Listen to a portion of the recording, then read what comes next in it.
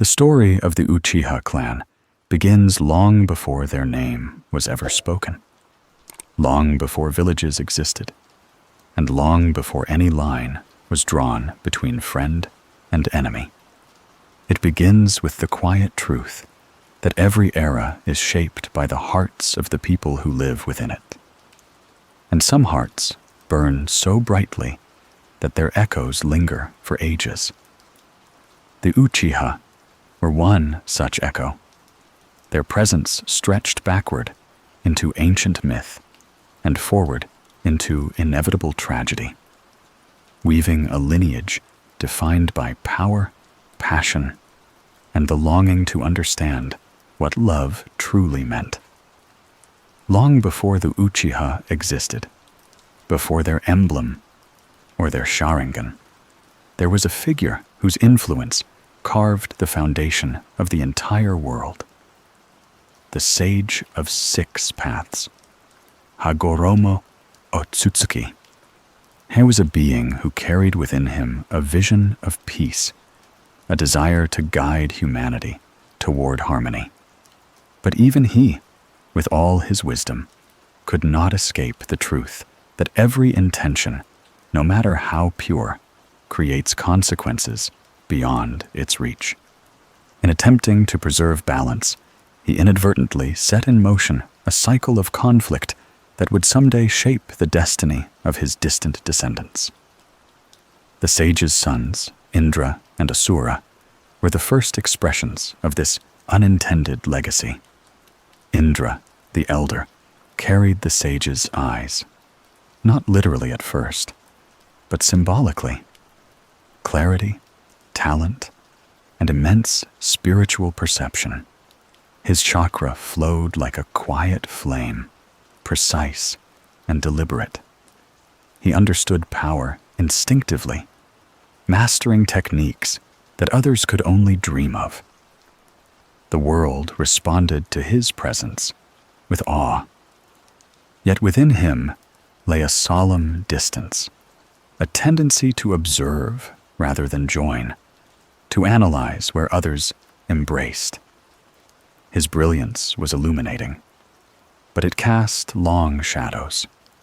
Asura, the younger brother, inherited the sage's body, the strength, vitality, and warmth that seemed to radiate outward. Where Indra excelled effortlessly, Asura stumbled and tried again. His growth was slow, but it was shaped by connection. He found strength not in solitary talent, but in the bonds he formed with others. In helping him rise, people discovered their own power reflected back. Asura's gift was not mastery, but encouragement, the ability to remind others of what they could become. These two brothers, imperfect mirrors of one another, embodied opposing philosophies. Indra believed in individual strength, the power that resides in one's own spirit. Asura believed in unity, the force created through collective support. The sage, seeing both views, chose Asura as his successor, believing that a world built on connection, rather than talent alone, would withstand the challenges ahead. Indra felt the weight of that decision. It was not merely being overlooked. It was the shattering of a path he believed was his destiny. From that moment, the world's long cycle began. Indra, heart torn between pride and longing, drifted into a quieter kind of loneliness. And in that solitude, his brilliance sharpened into something colder. The love he once held became buried beneath the belief that only power could protect what mattered. Asura, in contrast, stepped into his role with hope, never wishing harm upon his brother, yet unable to bridge the widening chasm between them. Their conflict, born not of malice, but of unresolved emotion, became the seed from which generations of tension would grow. When Indra eventually departed from his family, he carried with him the sorrow of unspoken desires. He founded the very first iteration of what would become the Uchiha lineage, a clan shaped by his ideals, his discipline, and the fire that burned quietly within him. The people who followed him saw in his eyes a reflection of their own striving. They admired his clarity, his strength, and his relentless pursuit of excellence. But they also inherited his burdens, that sensitivity to emotion, that intensity of feeling that ran so deep it often hurt to hold. The Uchiha were born from the flame that Indra carried, and that flame would define them forever. Meanwhile, Asura's descendants became the Senju clan, a people who embraced diversity, collaboration, and mutual trust. Their bond with nature and each other grew strong, forming a philosophy that complemented the very weaknesses that had divided the brothers.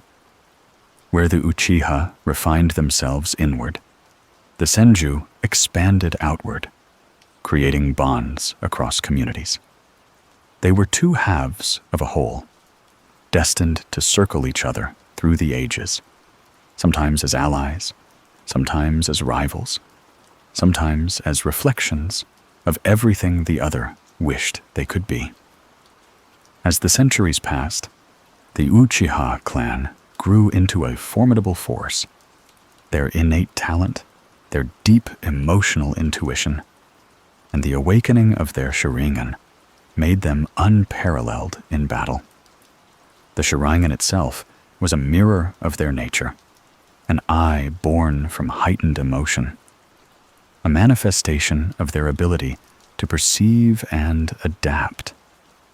Its power awakened not through ambition, but through feeling, through love, loss, or fear. It was a reminder that the Uchiha were a clan whose strength came from the heart, not just the mind. Their early history is filled with stories of wandering warriors, forming alliances and dissolving them as circumstances shifted. They became known not just for their prowess, but for their passion. They fought fiercely, loved intensely, and held grudges deeply. Their loyalty was unwavering, but so was their ability to fall into despair when that loyalty was betrayed. The Uchiha were not defined by hatred, as some later believed. They were defined by their capacity to feel everything with overwhelming depth.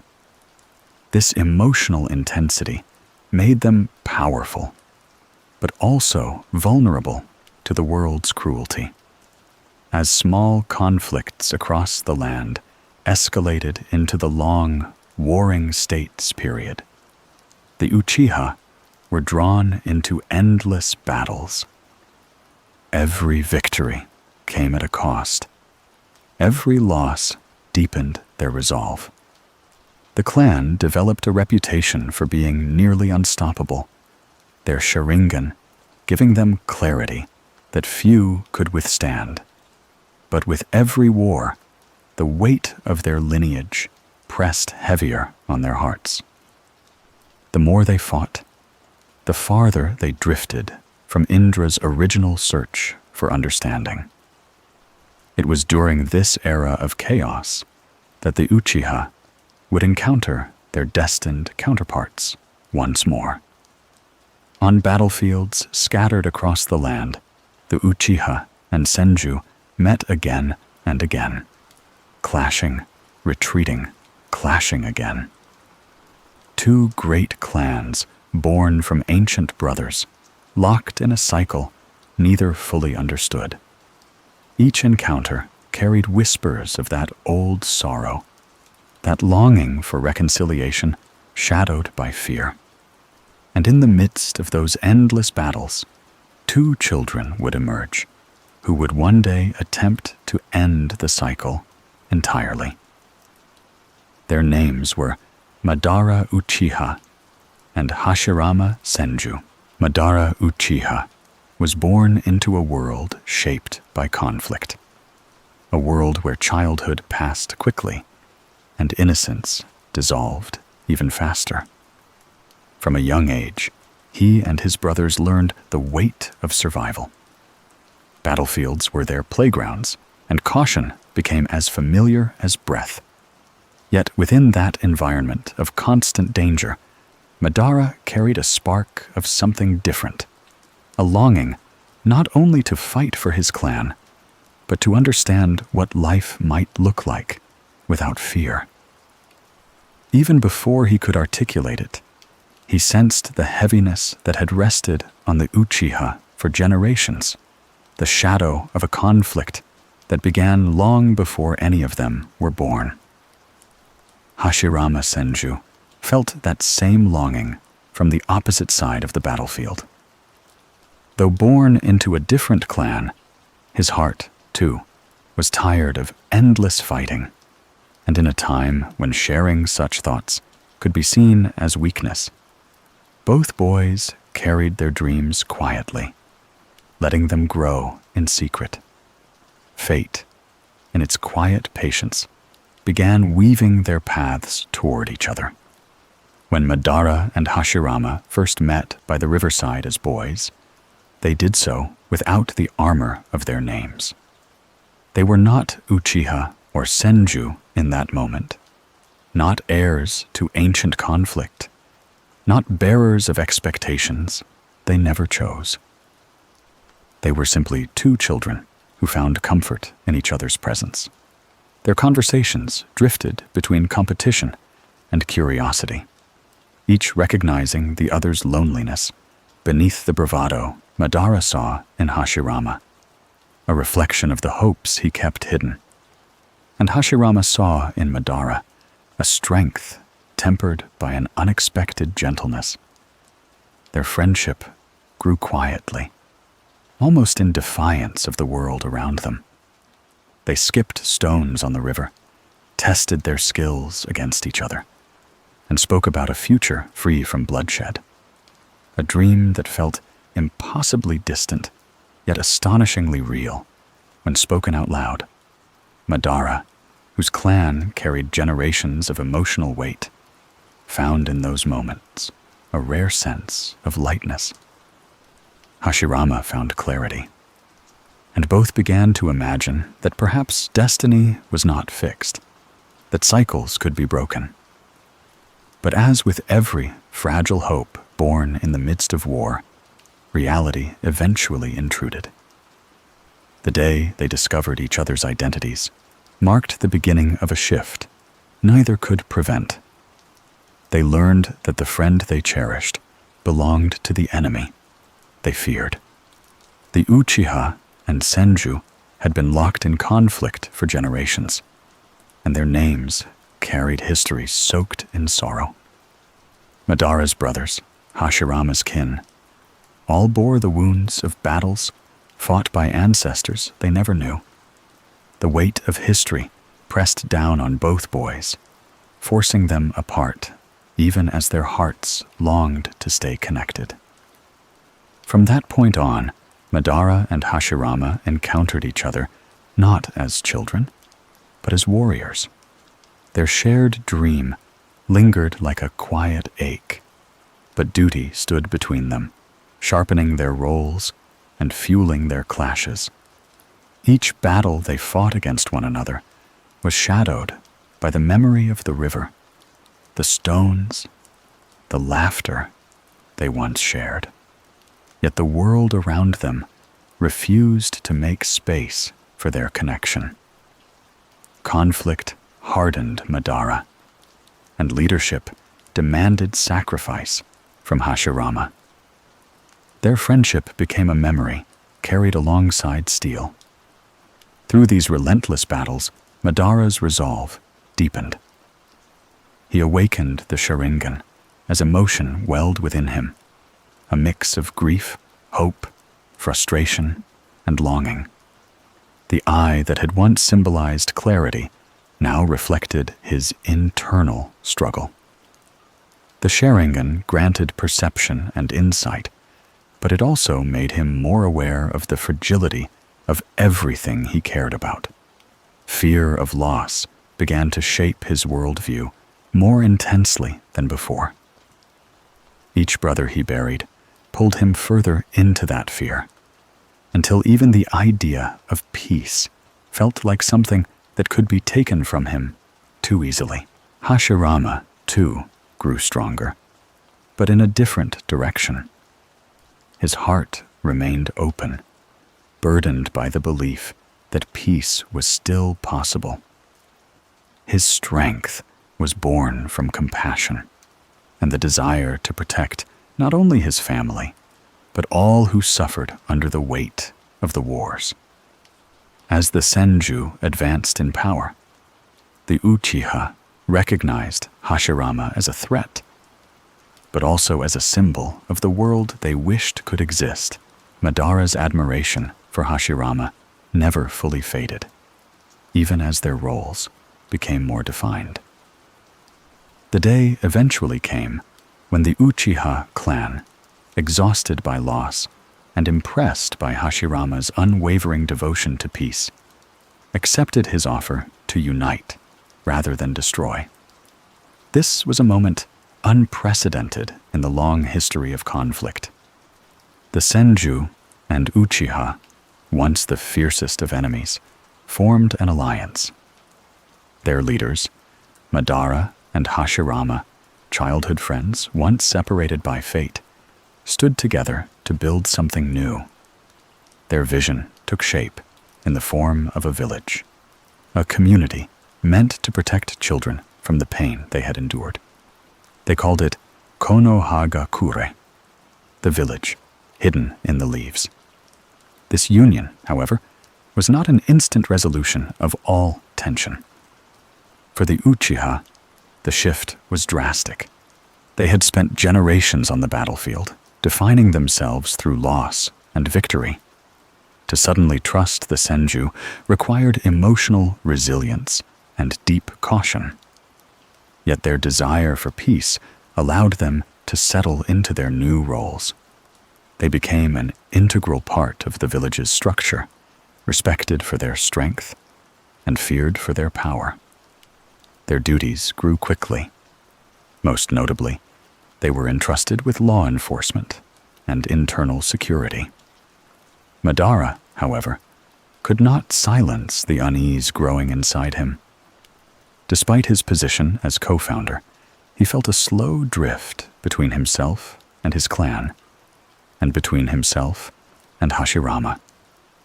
The village took shape beautifully, yet something within him sensed that the peace he had dreamed of might not last. He observed subtle shifts, the Uchiha being watched more closely, their power being quietly questioned, and the leadership leaning increasingly toward Hashirama's ideals.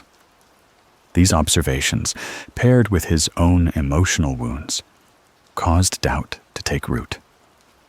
The deepest wound of all came from his own clan. The Uchiha did not share Madara's growing distrust. They admired Hashirama's vision and believed that unity was the only path forward. Madara, who had once been their strongest voice, now found himself isolated among his own people. The disconnect expanded painfully, widening with every choice the village made. And at the center of this widening distance stood the memory of two boys at a river, holding a dream that neither the world nor destiny seemed ready to preserve. As Konoha began to grow, the village blossomed with a quiet sense of possibility. New roads were built, families moved into homes instead of encampments, and children ran through the streets without the fear of sudden ambushes.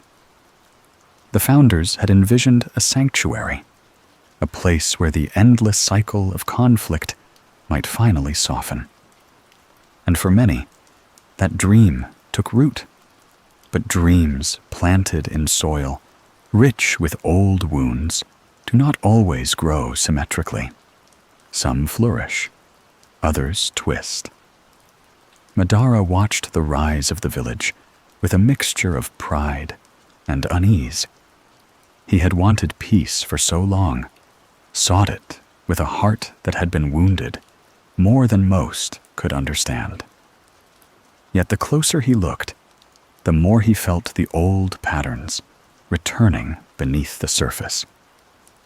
The Senju occupied positions of growing respect and trust. Hashirama's vision guided the young village steadily, and the people adored him. The Uchiha maintained a respected place as protectors, but a subtle distance began to settle around them. A polite caution that most villagers didn't even realize they were expressing. To the Uchiha, this was manageable. To Madara, who felt emotion with the same intensity his clan was known for, it was the beginning of a fracture. The weight of his past, the deaths of his brothers, the loneliness he had endured, the rivalry he had survived, pressed against him like a quiet ache that never left. He had never truly recovered from those losses, and every moment of doubt reminded him of what could be stolen again. Hashirama tried to bridge that distance, reaching out to Madara often. He trusted him, cherished the bond they had once shared, and wanted nothing more than to build a future with his friend as equal partners. But the more Hashirama tried to comfort him, the more Madara felt the imbalance. He didn't want pity or reassurance. He wanted a place where he and his clan could stand without being overshadowed. And increasingly, he felt as though the village was drifting in a direction he could no longer guide. The tension deepened when Tobirama Senju, Hashirama's brother, began pushing for policies that, while logical, placed additional scrutiny on the Uchiha. Tobirama was pragmatic, cautious, and unafraid to make difficult decisions. But his cautious nature often bordered on suspicion, especially toward the Uchiha. He recognized their emotional depth and the power of the Sharingan, and believed that such power, left unchecked, could endanger the village. His intentions were strategic, but his words left wounds. He proposed that the Uchiha take charge of the village police force, believing that their Sharingan would allow them to maintain order efficiently. It was framed as a position of honor, and many Uchiha accepted it as such. But Madara saw what lay beneath: centralization, control, a way to keep the clan contained at the edge of the village's administration. Rather than integrated into its heart, Madara felt the shift immediately. He sensed how the village seemed to view the Uchiha as increasingly distinct, a clan set apart. And with every silent glance, every quiet hesitation, the gap widened. Yet deeper than political tension was an emotional fracture. Madara felt that Hashirama, despite his sincerity, no longer understood him completely. Their paths, once intertwined by hope, diverged under the weight of leadership. Hashirama valued unity above all. Madara valued security, born from personal strength. Both wanted peace, but peace shaped by different fears, different scars. The turning point came when the Uchiha, exhausted by conflict and longing for stability, chose to align themselves with Hashirama rather than Madara's growing doubts. They admired Madara's strength, but they also feared the path he seemed to be walking. They wished to trust the village and to believe in the alliance that had brought an end to the endless wars. Madara found himself alone, not because his clan rejected him, but because their hopes no longer matched his own. His loneliness mirrored Indra's ancient sorrow, the feeling of being left behind by those he loved most. And just as Indra once strayed from the path of unity, Madara felt himself slipping away from the fragile peace he had helped create.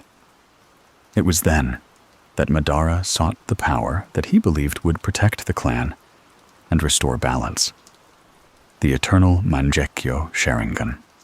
This evolution of the Sharingan was a symbol of the Uchiha's emotional depth, born from pain and shaped through profound connection.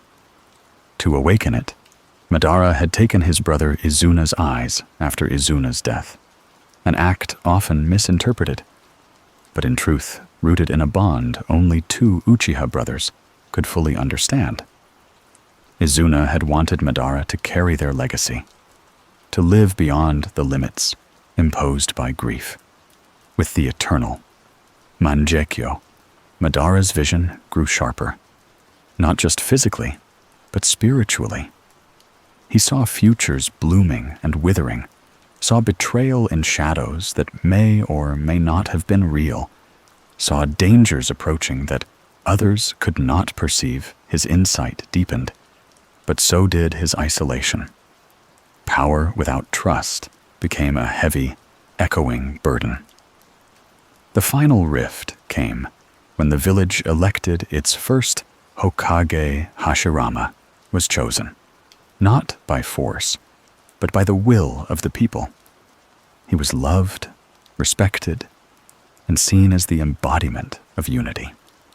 Madara, though powerful and wise, carried the weight of fear within him, fear others sensed, but could not fully understand. His rejection as leader became the last quiet fracture within his heart. He left the village he had helped build. He walked away from the boy he had once skipped stones with, from the dream they had whispered into the river.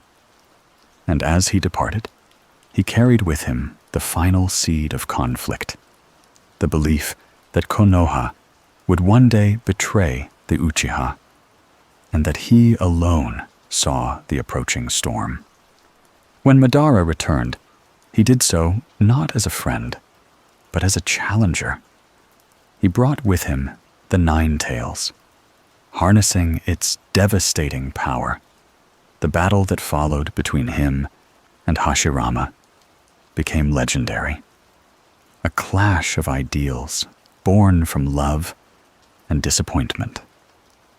The Valley of the End was shaped by their conflict, a monument carved by elemental force and sorrow. When Hashirama defeated Madara, the cycle of Indra and Asura echoed again through time. The Uchiha, seeing Madara fall, felt the heaviness of their founder's departure. They mourned in silence, yet believed that remaining within the village, guided by Hashirama's compassion, was the path forward. And for a time, that belief held. But the seeds of doubt, once planted, wait patiently.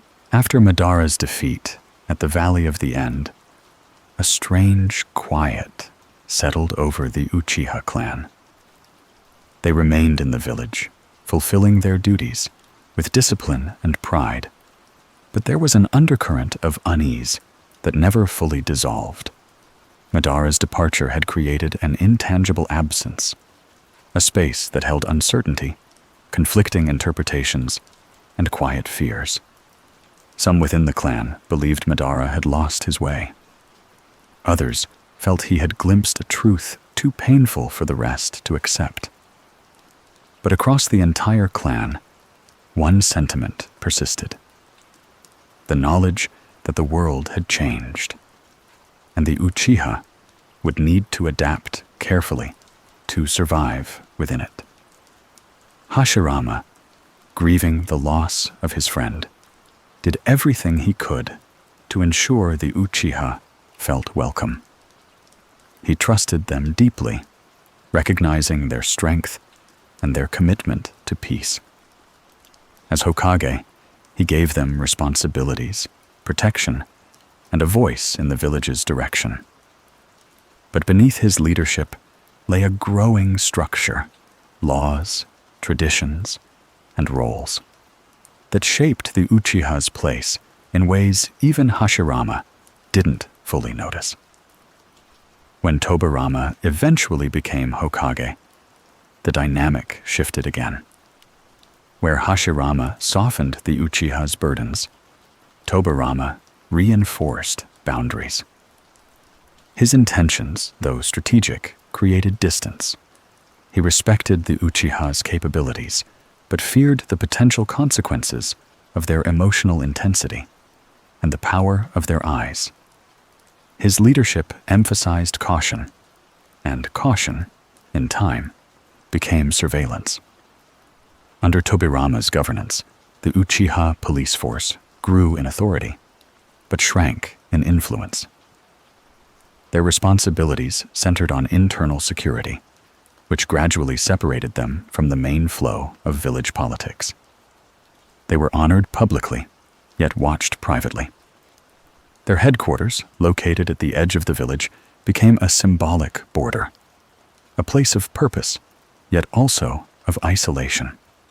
Slowly, the Uchiha found themselves living on the margins of the very community they had helped create generations past. Leadership changed. The village prospered. New families were born, new children trained, new alliances formed. The world outside Konoha shifted as smaller clans gathered under the protection of villages and nations solidified their borders. The Uchiha contributed to Konoha's strength in countless ways, as warriors, defenders, and protectors of peace. Yet the subtle separation the clan felt grew quietly, like a vine winding slowly around the foundation of a house. This emotional distance shaped the nature of their children. They grew up in a village that respected their power, yet regarded them cautiously. They trained hard, not only to master their abilities, but to prove themselves repeatedly. Glory came with shadow. Praise came with hesitance. The Uchiha learned to navigate both, carrying pride in their clan while shouldering the unspoken expectations of the world around them. Among these generations rose a leader who would redefine the Uchiha's position within the village. Fugaku Uchiha, calm, disciplined, and deeply loyal to his people, Fugaku became both a protective father and a steady head of the clan. His instruction emphasized strength, responsibility, and emotional control, not as tools of dominance, but as shields against misunderstanding. Fugaku understood the delicate position the Uchiha occupied. He saw how the village's trust fluctuated with every conflict that arose. And he knew the clan had to walk a careful line between pride and caution. During Fugaku's era, the village experienced a period of relative peace. Konoha's young shinobi blossomed, and the academy filled with students from every clan and family. Among these children were two who would eventually carry the Uchiha legacy farther than anyone could have expected: Itachi and Sasuke. Itachi was born with a quiet wisdom that seemed to transcend his age. Even as a child, he observed the world with a kind of gentle awareness, noticing the smallest shifts in emotion and the subtle tensions others overlooked. He was talented, thoughtful, and introspective, a boy whose heart was shaped by empathy and an innate desire to prevent suffering. The elders of the clan recognized greatness in him. Early Fugaku, too, saw in his son a brilliance that echoed the ancient roots of their lineage. Sasuke, younger and more impulsive, held a more traditional Uchiha temperament. He admired strength, sought recognition, and adored his older brother.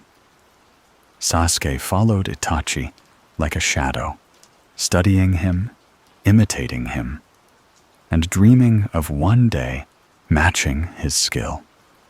The bond between the two brothers became the heart of the clan's next chapter, though neither could foresee the depth of sorrow that would eventually define it. Despite the admirable talents within the Uchiha, tension continued to simmer beneath Konoha's surface. The legacy of conflict between the Uchiha and the village, a weight that had existed since Indra and Asura, never entirely vanished. It changed form, subtly appearing through quiet conversations, political decisions, and distant glances. Even as the village outwardly celebrated unity, the memory of the Uchiha's capacity for immense power lingered like an echo. This tension grew more pronounced as the world entered an era of new threats. The Third Shinobi War left scars across nations, reminding every village of the cost of conflict. Many shinobi lost their lives, alliances were strained, and fear of internal sabotage became more common. In Konoha, the Uchiha once again found themselves under heightened scrutiny. Their reactions, their decisions, and their involvement in missions were observed more closely than those of most other clans. The Nine Tails incident became the turning point. On a night that seemed peaceful, the nine-tailed fox appeared within Konoha's walls, its roars shaking the earth, and its chakra tearing through buildings and lives without hesitation. The attack was sudden, devastating, and overwhelming. Many believed the attack to be deliberate. Many feared manipulation. And because the Uchiha possessed the innate ability to control the Nine Tails through their Sharingan, something few outside the clan truly understood, suspicion fell heavily upon them. Even without evidence, the narrative took shape quickly. Fear is a powerful storyteller, and in the chaos of the moment, it pointed toward the easiest assumption. The Uchiha, once founders of the village, were now viewed as potential conspirators. Their power, which had once been admired, became a source of unease. Their legacy, which had once been celebrated, became a question mark. In the aftermath of the attack, the Uchiha were relocated to the outskirts of the village, ostensibly for safety, but symbolically as separation. Their district became its own quiet world, connected to Konoha, but undeniably distant from it. This reinforced the clan's sense of isolation, and for many within the Uchiha, it felt like their worst fears were coming true. They were no longer trusted. Fugaku felt the shift acutely. He recognized the danger of resentment building within the clan and the mistrust rising outside of it. He stood at the center of a widening rift, trying to keep both sides from pulling too far apart. But the quiet storm had already begun forming, slow and steady. In the shadows of that storm, Itachi watched everything: the rising fear, the growing tension, the impossible choices he sensed were approaching. He saw the path ahead long before anyone else did. And though he was still only a child, his heart began to prepare for the burden he would eventually be forced to carry. In the years following the Nine Tails attack, the Uchiha clan found themselves living in a quiet tension. Their district, at the edge of the village, became both a sanctuary and a reminder, a place where they could gather safely, yet one that separated them from the heart of Konoha. The air there often felt still, as though the clan were holding its breath, waiting for the world to decide how it would see them. Next, Fugaku, carrying the dual weight of clan leader and father, did his best to navigate the difficult path laid before him. His responsibilities pulled him in two directions, defending the honor of the Uchiha, yet ensuring that his people did not act rashly in response to the growing mistrust around them. He moved with careful restraint, choosing diplomacy over confrontation, even as doubts whispered through the clan. He had lived through war and understood deeply how a spark, if mishandled, could set a forest ablaze. Itachi, meanwhile, was coming of age during a time when the world demanded clarity from him. His brilliance had only intensified as he matured. He understood emotions that others his age hadn't yet learned to recognize. He heard the whispered concerns of the elders, watched the shifting expressions of villagers, and sensed the subtle distance that grew between the Uchiha and the rest of Konoha.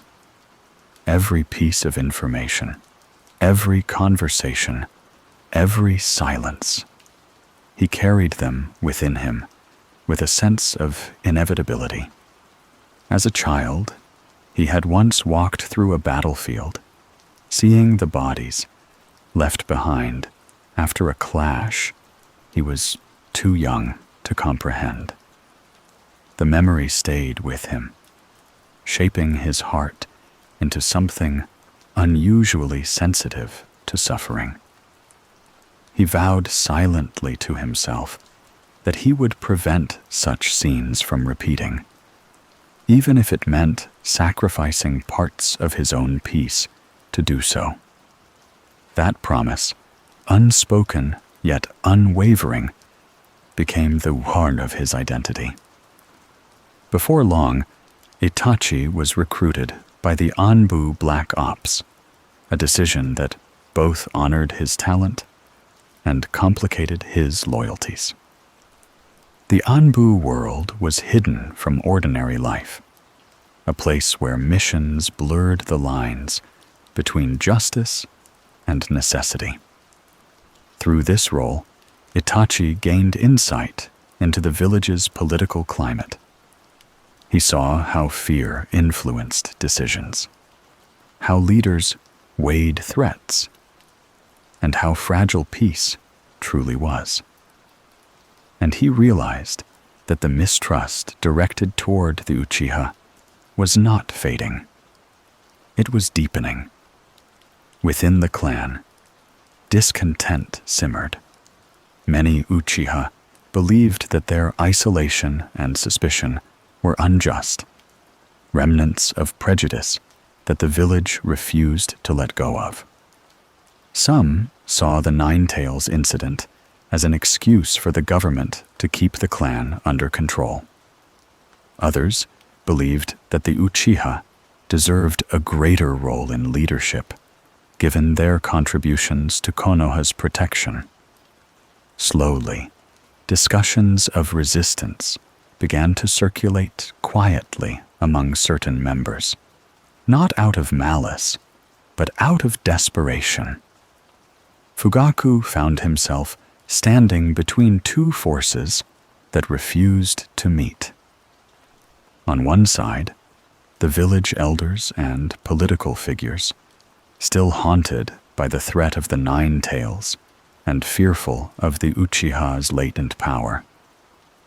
On the other, his clan, who felt increasingly trapped by decisions they had no control over.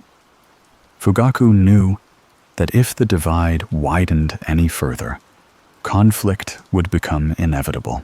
This tension created a difficult dynamic for Itachi. Though he was Fugaku's son, he walked a path shaped by conflicting truths.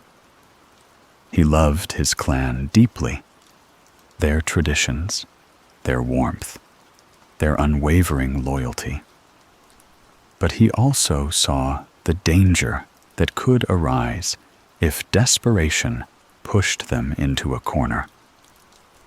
From his position within the Anbu, he sensed the fear that certain leaders held, and from his home within the Uchiha district, he sensed the frustration growing among his own people.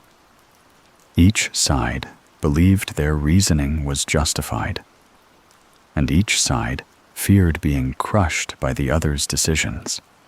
Itachi lived between these two realities, like a shadow existing between two lights. He hoped, quietly and earnestly, that he could find a solution that would allow both worlds to survive without destroying one another. He sought harmony even as the world around him drifted toward conflict. But the more he learned, the more he realized how deeply the mistrust ran on both sides.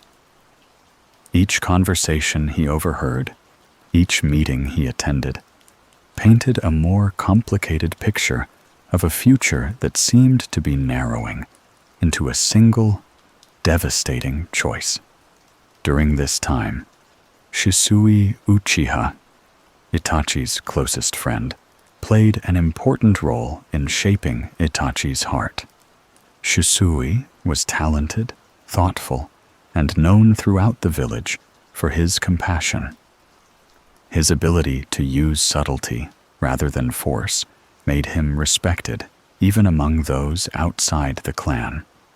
Shisui believed wholeheartedly in the idea of peace, in the possibility that understanding could dissolve conflict. To him, the Uchiha and Konoha were not two opposing forces, but two parts of a greater whole that had forgotten its unity.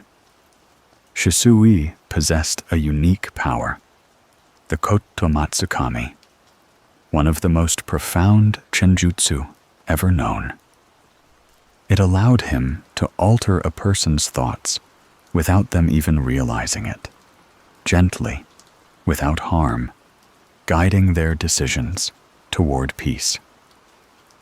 Shisui believed that using this ability on key individuals could prevent the conflict growing between the Uchiha and the village. He designed a plan to persuade the clan's leadership to abandon their rising intent to rebel, hoping to avert a tragedy no one could undo. But the village elders feared that such a power, if discovered or misused, could threaten Konoha itself. Danzo Shimura, in particular, believed that Shisui's ability was too dangerous to remain in Uchiha hands. He approached the situation not through compassion, but through calculated fear, in an attempt to seize the power for the sake of what he believed was village security. He confronted Shisui and took one of his eyes. The encounter left Shisui wounded, not only physically, but in spirit. His plan to prevent war evaporated in an instant. Shisui, knowing he was now being hunted for the remaining eye, entrusted it to Itachi. His final moments were filled with quiet acceptance, asking Itachi to protect the village and guide it toward the peace they both believed was possible. And then, alone beneath the falling mist, Shisui released himself to the river, leaving behind only ripples that faded too quickly. Shisui's death carved a hollow space in Itachi's heart, a sorrow too deep to express and too heavy to ignore. It forced him to face the reality that the world he hoped to protect could not always be saved through gentle guidance alone. Choices would need to be made. They would be difficult, and the consequences would last for generations. Within the Uchiha district, suspicion grew stronger. Within the village, fear hardened further. Between them stood Itachi, carrying Shisui's final wish, while watching the world move toward an outcome neither side fully understood. And quietly, behind closed doors, the village leadership began to prepare for what they saw as an approaching rebellion. The Uchiha elders, under pressure and frustration, began preparing too. Two storms, both born from fear, were now moving toward each other. Only Itachi stood in the space between them, knowing he could not stop the wind from rising. In the days that followed Shisui's death, an unusual stillness settled over Itachi's world. The village continued its daily rhythm. Shinobi trained at dawn. Merchants opened their shops. The academy echoed with children's laughter. Yet Itachi felt separated from it all by a thin, invisible veil. Every sound reached him as though filtered through fog. Every moment softened by the weight of the responsibility Shisui had left behind. The river carried Shisui's final ripples into silence, and Itachi carried the burden of a decision that was slowly taking shape inside him. Shisui's trust had been absolute. His final wish was not merely a request, but a passing of purpose, a belief that Itachi could protect the future in a way he no longer could. That belief filled Itachi with both strength and sorrow. He wished, more than anything, that Shisui could have stayed, could have continued trying to guide the Uchiha and the village toward understanding. But some paths close before we're ready, leaving behind only the quiet echo of what could have been. Meanwhile, tensions within the Uchiha district grew heavier each day. Conversations behind closed doors turned sharper, voices more urgent. Elders who had once preached patience now spoke in somber tones about survival. Younger clan members, frustrated by years of suspicion, felt anger rising within them like coals being stirred. The idea of rebellion, once only whispered, began to take clearer form. Plans emerged. Coordinated strikes, seizing control of key areas, eliminating strategic leaders before a counterattack could be organized. To many within the clan, this was not a desire for domination. It was a desperate attempt to reclaim dignity, protect their children, and step out from the shadows cast over them. But desperation often narrows vision. It can transform caution into resolve and fear into justification. Those who opposed rebellion felt their voices slipping away beneath the momentum of collective frustration. Fugaku stood at the center of this storm, torn between his duty as clan head and his devotion as a father. He saw the pain in his people's eyes and the longing for justice in their hearts. He understood the weight they had carried for so long, but he also grasped the consequences of their intended path. A rebellion would not save the clan. It would ignite a battle they could not win. Fugaku's nights grew longer as he struggled to remain the steady pillar his clan needed, even as he silently mourned the narrowing path before them. Itachi watched both sides from a vantage point no one else possessed. Within the Anbu, he heard whispers of contingency plans. Danzo's faction, Root, operated in the shadows, preparing for a potential civil war. Some wanted the Uchiha eliminated entirely, viewing them as an existential threat to Konoha's stability. Others sought negotiation, but negotiation grew less likely with each day that passed. Fear shaped policy, and policy shaped fear. The two sides, both trapped by history, were now moving toward each other without realizing how small the space between them remained. Itachi's heart strained beneath the pressure.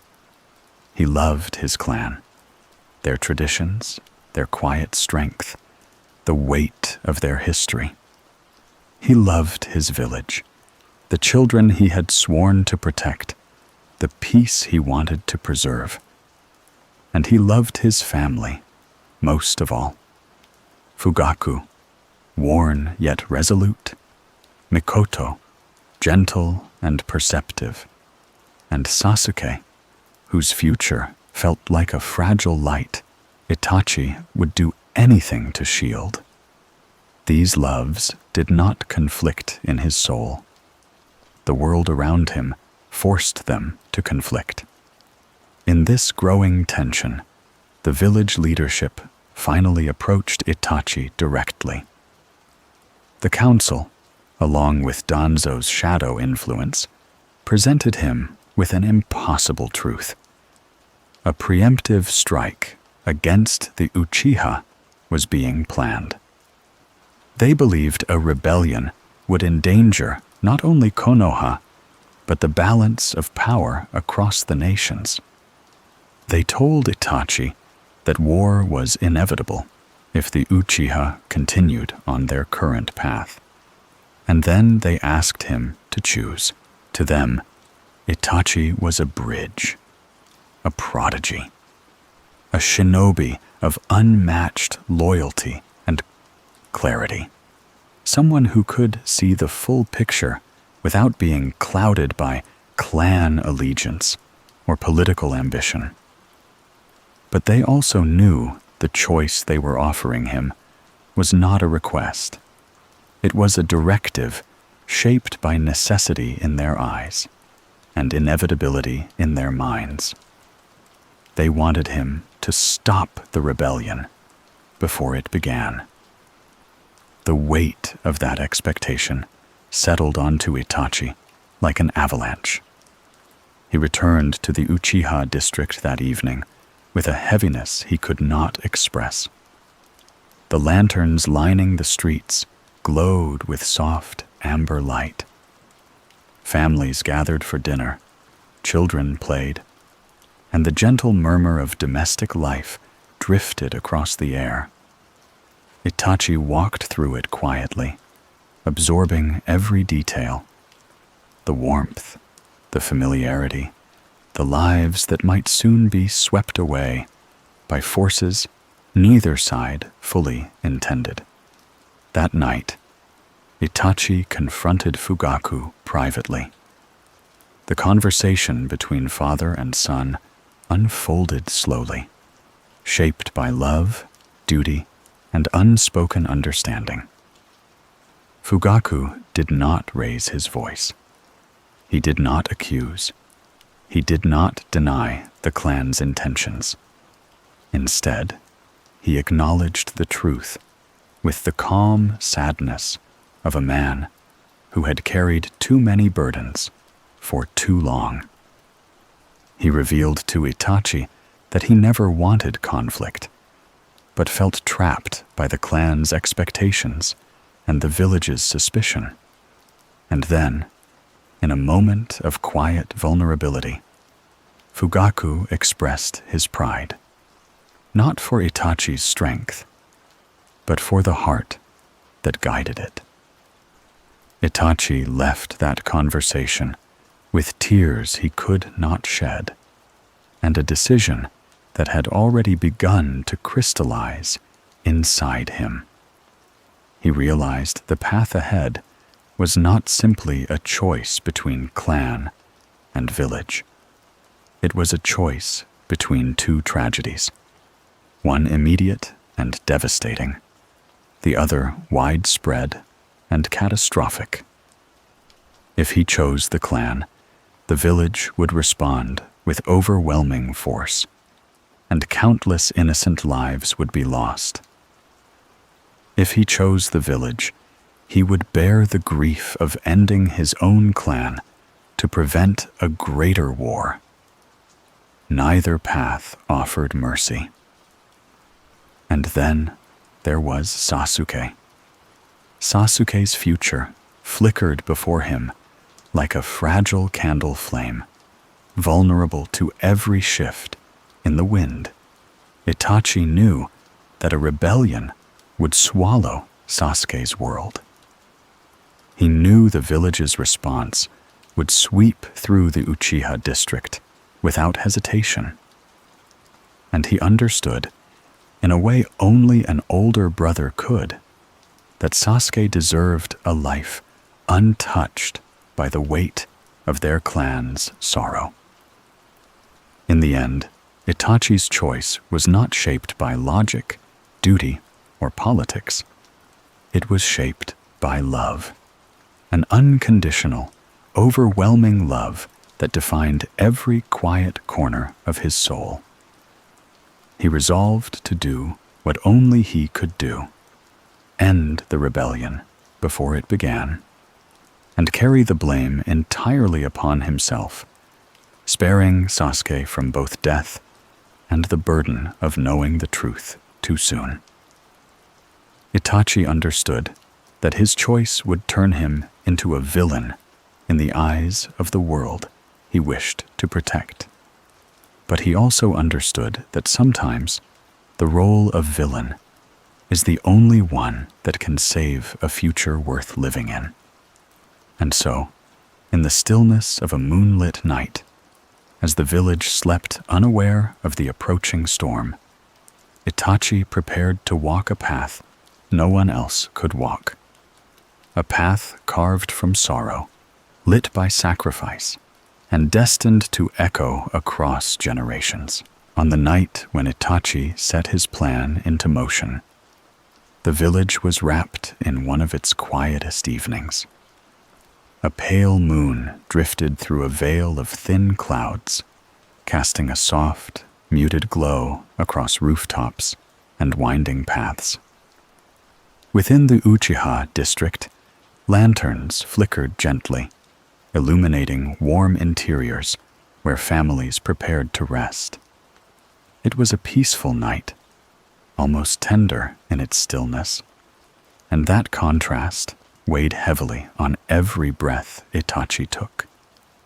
The decision he had made felt like a stone lodged deep within his chest, immovable and cold. His steps were light, almost soundless, but each one trembled with the unspoken grief of what he was about to do. He moved through familiar streets, passing homes he had known since childhood. Every doorway, every wall, every garden brought back memories, small, quiet moments that formed the foundation of a life he would soon sever. He knew that none of the people he passed could understand the true shape of the storm gathering around them. They saw only the growing strain between the clan and the village. They felt frustration, anger, hope, pride. They wanted change. They wanted recognition. They wanted safety. But they did not see the full scale of the conflict that was moments away from swallowing them. Itachi felt the weight of their hopes more heavily than anyone. In another world, perhaps they might have found unity with Konoha. In another world, perhaps fear could have been replaced by patience. In another world, perhaps Shisui's gentle plan could have guided everyone toward mutual understanding. But the timeline of peace had closed, one path after another, collapsing until only this one remained. He met with the one person who would share his burden. Obito Uchiha, cloaked behind the fractured mask of a man who had walked too far into the shadows, Obito had his own motives, shaped by wounds deeper than anything Itachi could heal. But in this singular moment, their purposes aligned. Obito would help carry out what Itachi could not do alone.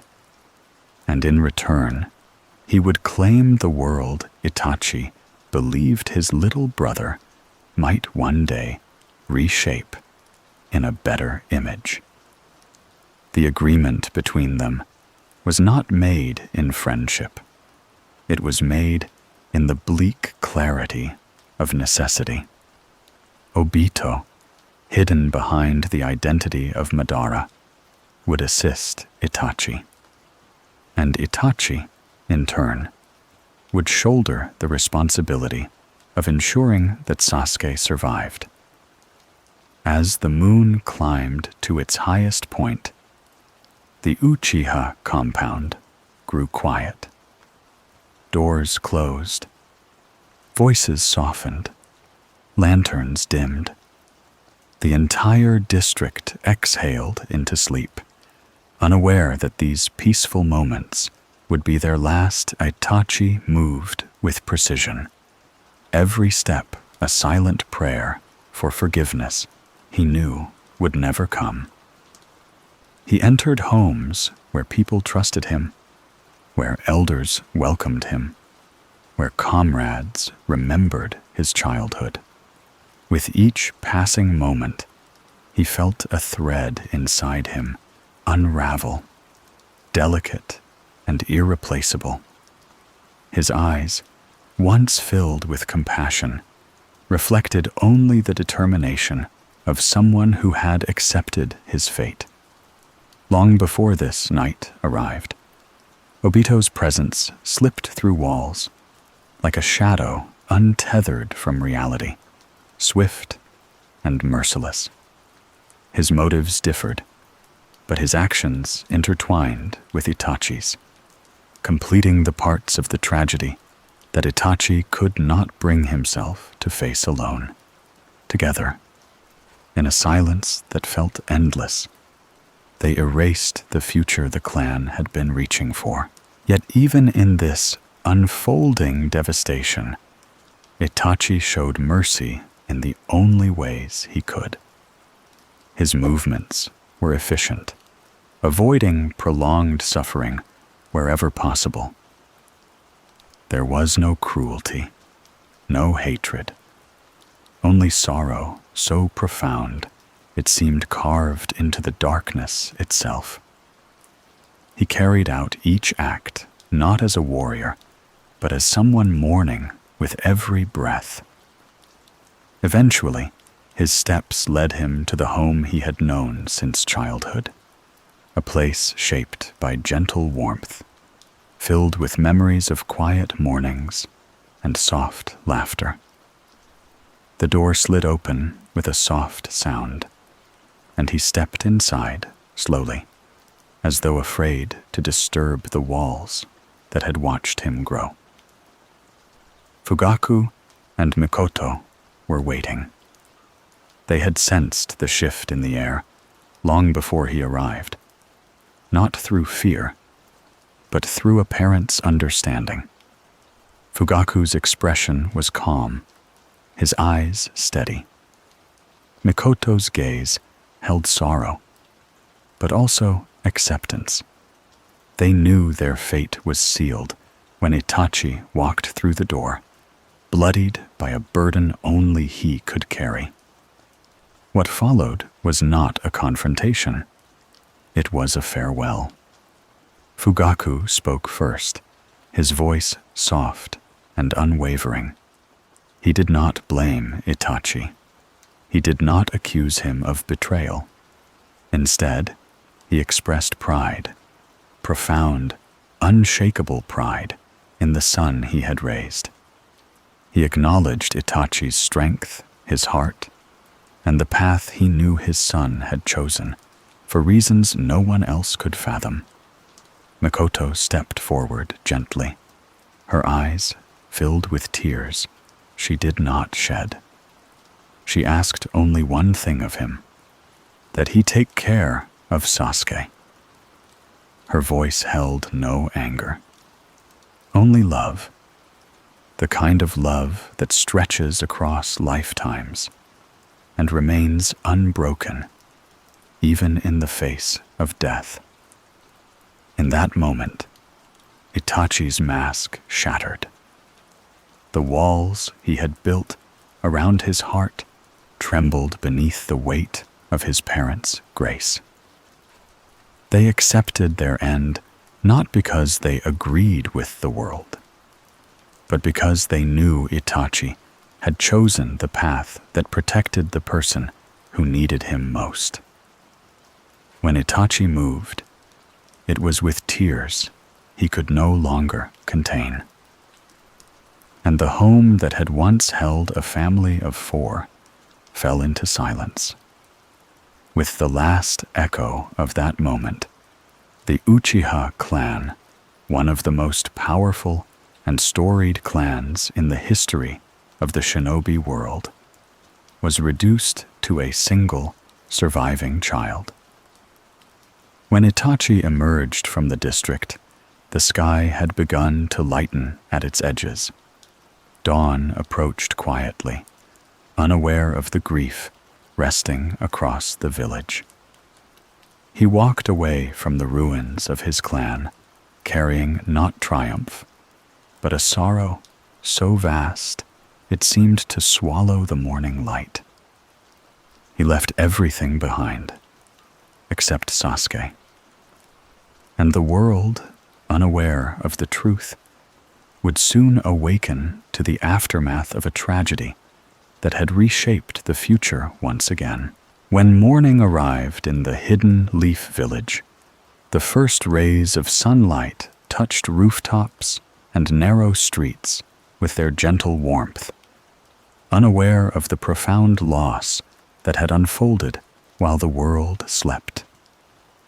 Dawn painted the village in soft gold, but beneath that peaceful glow, a quiet shock began to ripple through the air as the truth of the night revealed itself. One home after another remained silent, doors unlatched and left ajar. The Uchiha district, once filled with life, stood eerily still. It was a silence so complete that even the wind seemed reluctant to cross through it. The first shinobi to approach sensed immediately that something was wrong.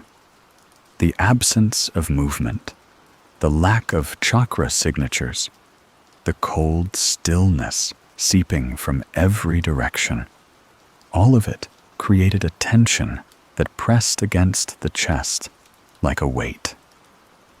When they stepped inside the district, the truth spread through the village in a slow, horrified wave. The Uchiha Clan had fallen. Not through battle, not through an invading force, but through something precise, executed within a single night. And surviving alone in the midst of that devastation was a child. Sasuke's memories of that night drifted through his mind like faint embers, glowing and fading in unsure patterns.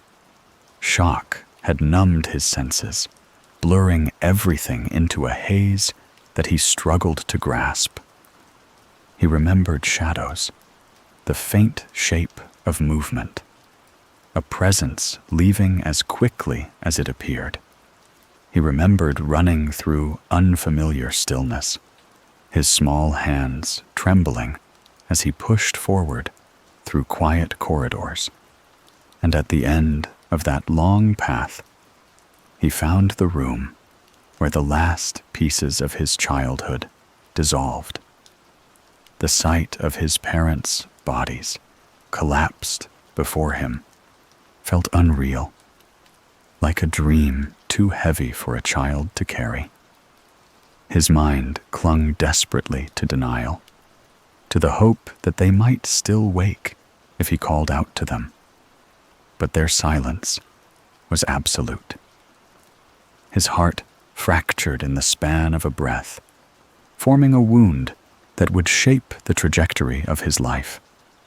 And standing above that tragedy was Itachi. In that moment, Itachi did not appear as the brother Sasuke adored. He appeared as a figure eclipsed by shadows, eyes cold and distant, expression unreadable beneath the silence of the room. The truth Itachi carried, the love he still held for Sasuke, the pain he had buried, the reasons he had chosen this path, all of it remained concealed behind the mask he had chosen for himself. He knew Sasuke could not understand. He knew revealing the truth would only endanger him further. And so, with a heart breaking under its own weight, Itachi created a different reality for Sasuke to carry. He shaped himself into the villain Sasuke needed. He revealed strength far beyond anything Sasuke could comprehend. He spoke with a cold certainty that carved fear into the boy's memory. He planted the story of ambition, betrayal, and cruelty. He forced Sasuke to witness, not the truth, but the image of an older brother who had chosen power over family. It was a cruelty designed not from hatred, but from love. A love so deep, Itachi could not allow Sasuke to follow him down the same path of sacrifice. And then, when he had set the stage for Sasuke's future, he left. When the village leadership discovered Sasuke wandering in shock through the ruins of the district, they acted swiftly. He was taken into care, examined for injuries, and protected from questions too heavy for him to answer. The third Hokage, Hiruzen Sarutobi, took particular responsibility for the boy. The elders debated the political implications of the massacre, but Hiruzen focused instead on the fragile child left behind. He arranged for Sasuke to live alone, but securely, honoring his desire for independence while ensuring he had the means to survive. Still, silence lingered around Sasuke wherever he went. Classmates whispered. Adults avoided direct eye contact, uncertain how to speak to a child who had lost everything. The story of the massacre spread quickly, though few understood its depth. The village mourned the loss of one of its founding clans, but beneath that mourning lay an uneasy acceptance shaped by years of mistrust. No one spoke of it openly, but many believed the truth was simpler than it seemed, that the Uchiha had quietly planned a coup, and Itachi had stopped it. Only a handful of people knew the full story, and they carried it in silence. Sasuke's days became filled with training, not because he enjoyed it, but because it was the only thing that helped the emptiness feel less wide. He pushed himself harder each week, driven by a singular thought: to one day confront the brother who had taken everything from him. That determination became the foundation upon which he rebuilt his life, piece by piece. It became the purpose that guided him through loneliness, grief, and the fragile quiet that surrounded him. Meanwhile, Itachi fled the village under the cover of darkness, leaving behind the name he once wore with pride. He joined the Akatsuki, not out of alignment with their goals, but because he needed a place where he could remain close to the twisted currents of power moving through the shinobi world. Being among the Akatsuki allowed Itachi to monitor threats that could endanger the village. Threats like Obito, whose motives continued to darken in ways even Itachi could not fully predict. From the outside, Itachi appeared as a criminal, a rogue shinobi who had massacred his own clan. But beneath that cold exterior, a different truth burned quietly. He had chosen a life of exile for the sake of his brother's future. Every step he took from that point forward, every mission he accepted, every moment he spent in the dark corners of the shinobi world, all of it was shaped by the desire to protect Sasuke from any harm that might approach him. Over the years, Sasuke grew. Slowly, then quickly, he developed habits shaped by discipline and solitude. He observed others, but kept his heart guarded. His eyes, once warm and bright, became steady and focused. He progressed through the academy with remarkable ability, but he felt no pride in it. His achievements were stepping stones, nothing more, each one bringing him closer to the day he vowed to reclaim the honor of his clan by ending the life of the person who had taken it from him. And yet, without realizing it, Sasuke carried traces of the clan's final night within him. He carried Itachi's sadness, buried beneath layers of anger. He carried Mikoto's warmth, tucked quietly into his memories. He carried Fugaku's steadiness, echoing in the disciplined way he trained. And he carried the weight of a legacy shaped by centuries of conflict, though he had only seen a small piece of its true size. In the empty district where the Uchiha homes once stood full of life, silence settled like a lingering ghost. The buildings remained, but the stories inside them no longer continued. The absence of the Uchiha became palpable, felt but rarely spoken about. Their history, once intertwined with the roots of Konoha, now lived on only through Sasuke, a single thread of an ancient tapestry that had been abruptly cut short. The world moved forward slowly, unaware that the surviving child of the Uchiha carried within him the potential to reshape its entire future.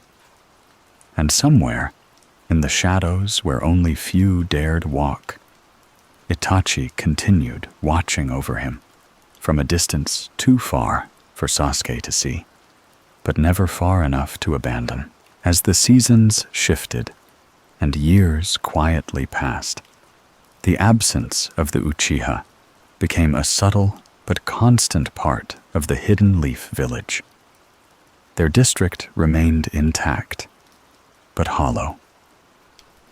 Its wide streets stretching through neighborhoods that no longer echoed with conversation or the soft glow of lanterns in the evening.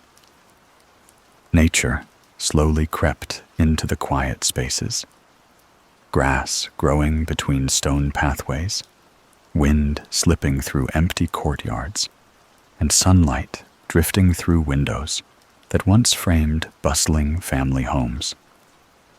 The village moved on, but in the stillness of those abandoned grounds, the weight of the clan's loss lingered like an imprint on the air. Sasuke walked those empty paths from time to time. He didn't go often. The memories were sharp and unforgiving. But when he did, he moved with a solemn purpose, tracing the edges of a world that remained frozen in the moment his childhood ended. He studied the ground where he once played, the training yard where he practiced hand signs under his father's watchful eye, the window where his mother would wave to him from the kitchen. Everything remained exactly as it had been, untouched, yet transformed by absence. Those visits did not bring comfort, but they strengthened his resolve.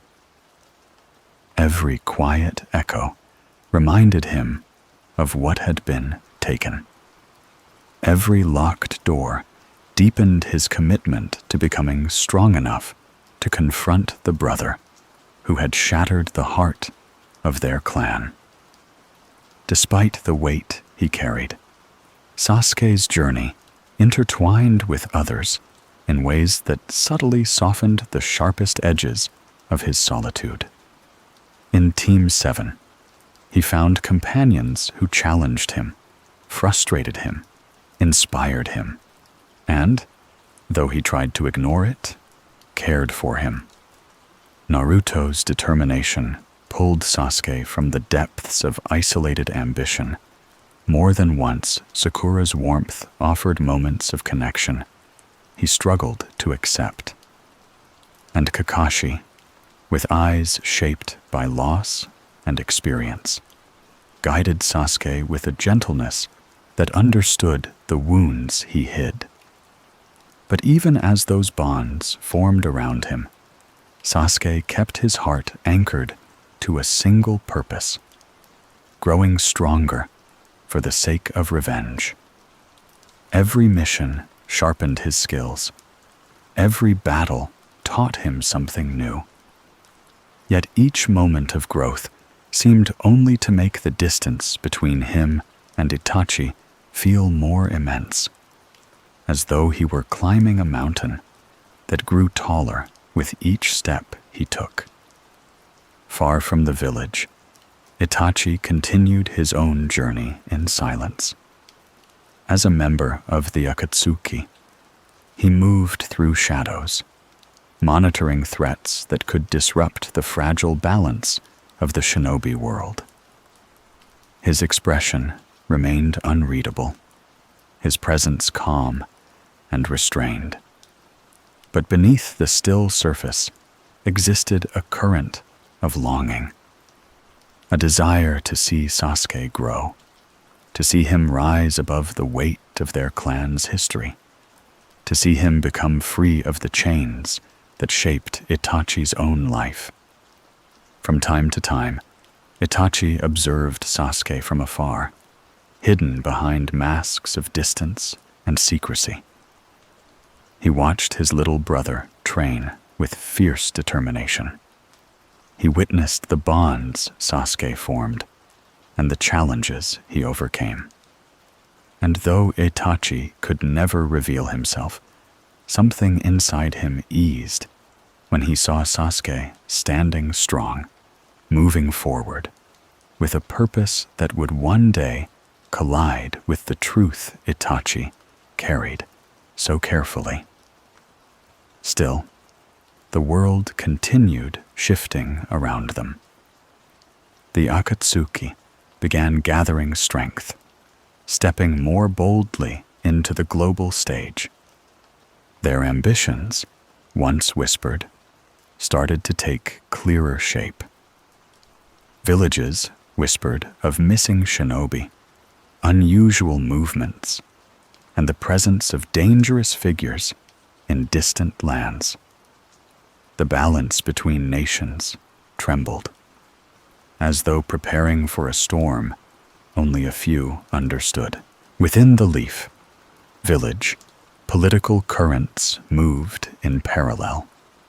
Danzo's influence continued to seep into hidden corners of decision-making. Hiruzen watched over the village with aging eyes that had seen too many losses. And deep underground, Root operated with methods that stood in harsh contrast to the ideals Konoha publicly upheld Sasuke. Unaware of the complexities behind these dynamics, focused entirely on surpassing the limits he felt pressing around him. His frustration grew as he compared himself to Naruto, the boy who seemed to rise from weakness into unexpected bursts of strength. Every time Naruto grew, Sasuke felt a flicker of unease. It wasn't jealousy in the traditional sense, but an unsettling awareness that Naruto's progress might one day overshadow his own. And overshadowing was something Sasuke could not allow. Not when his goal required him to stand alone at the top. Still, the bonds he formed were not so easily broken.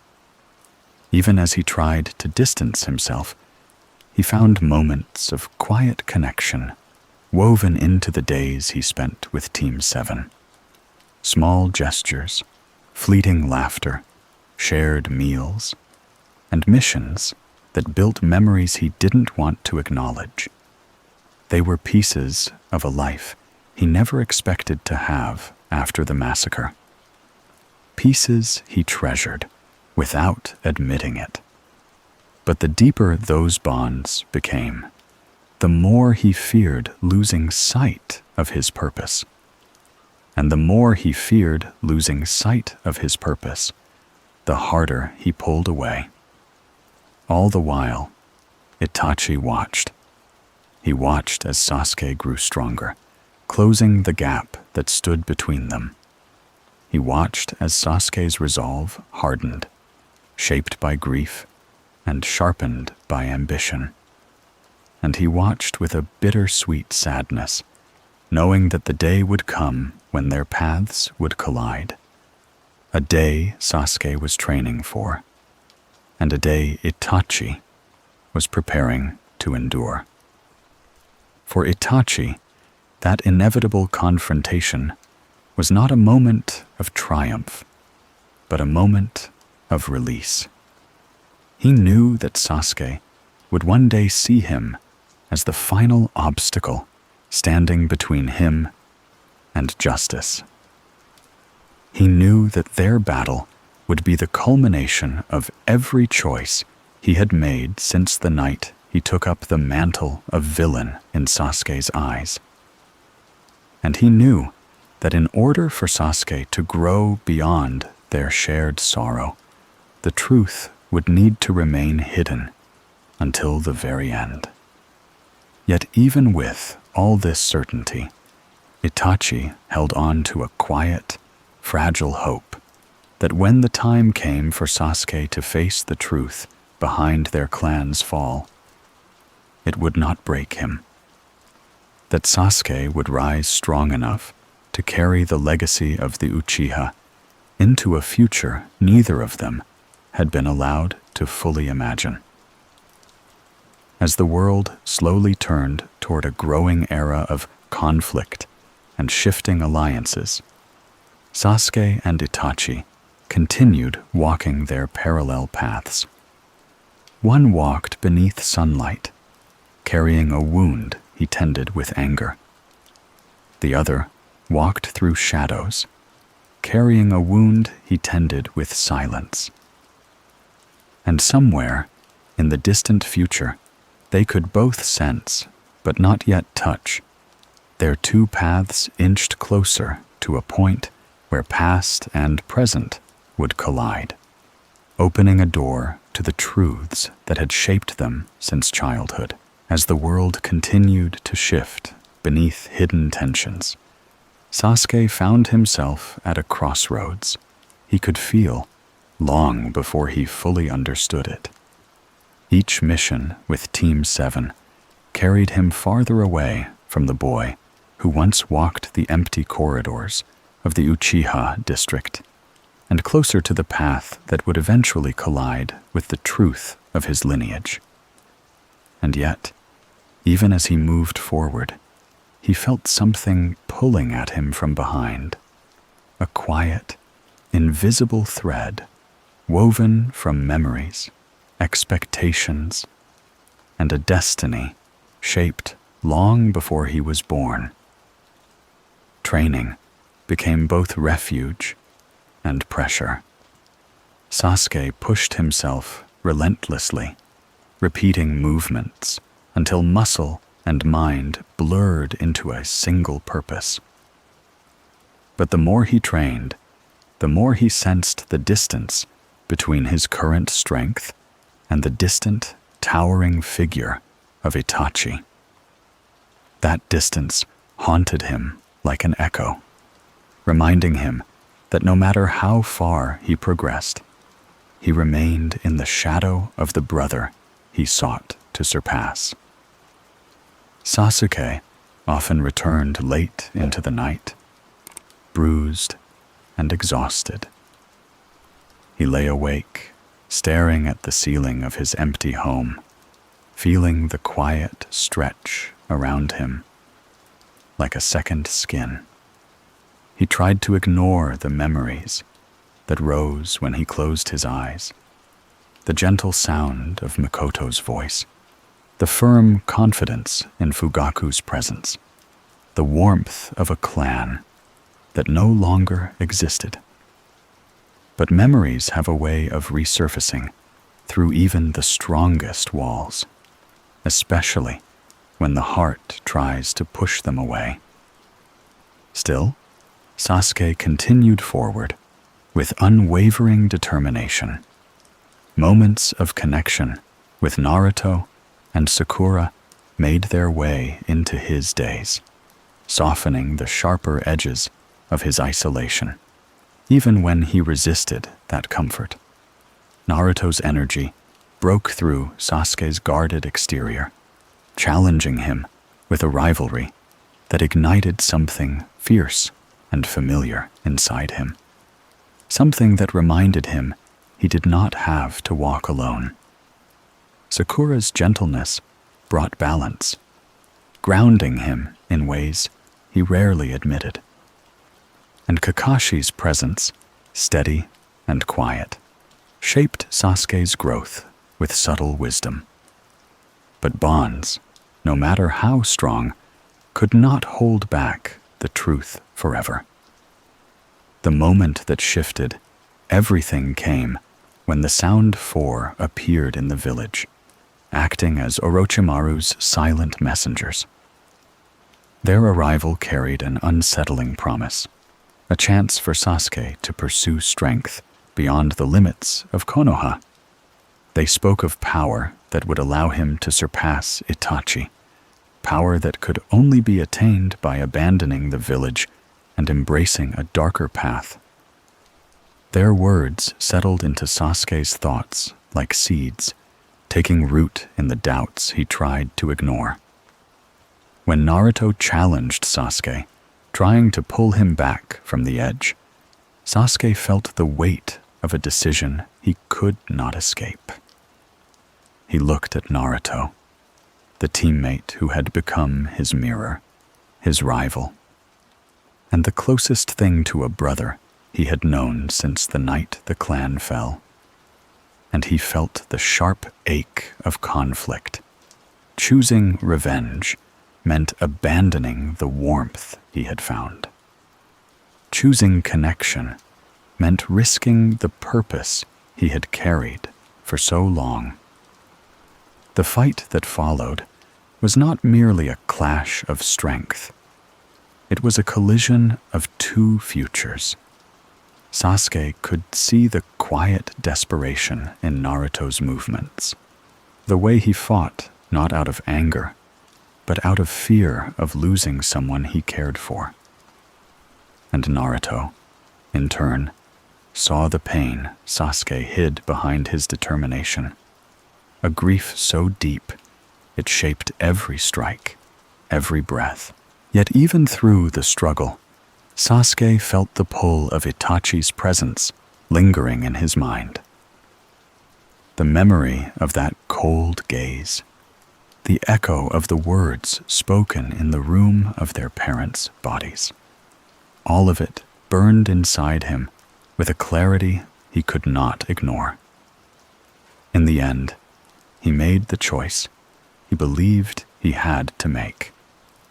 He walked away from Konoha, leaving behind the bonds that had tried to heal him. He stepped into the unknown, guided by the promise of gaining the strength he needed. Even miles away, Itachi sensed the shift.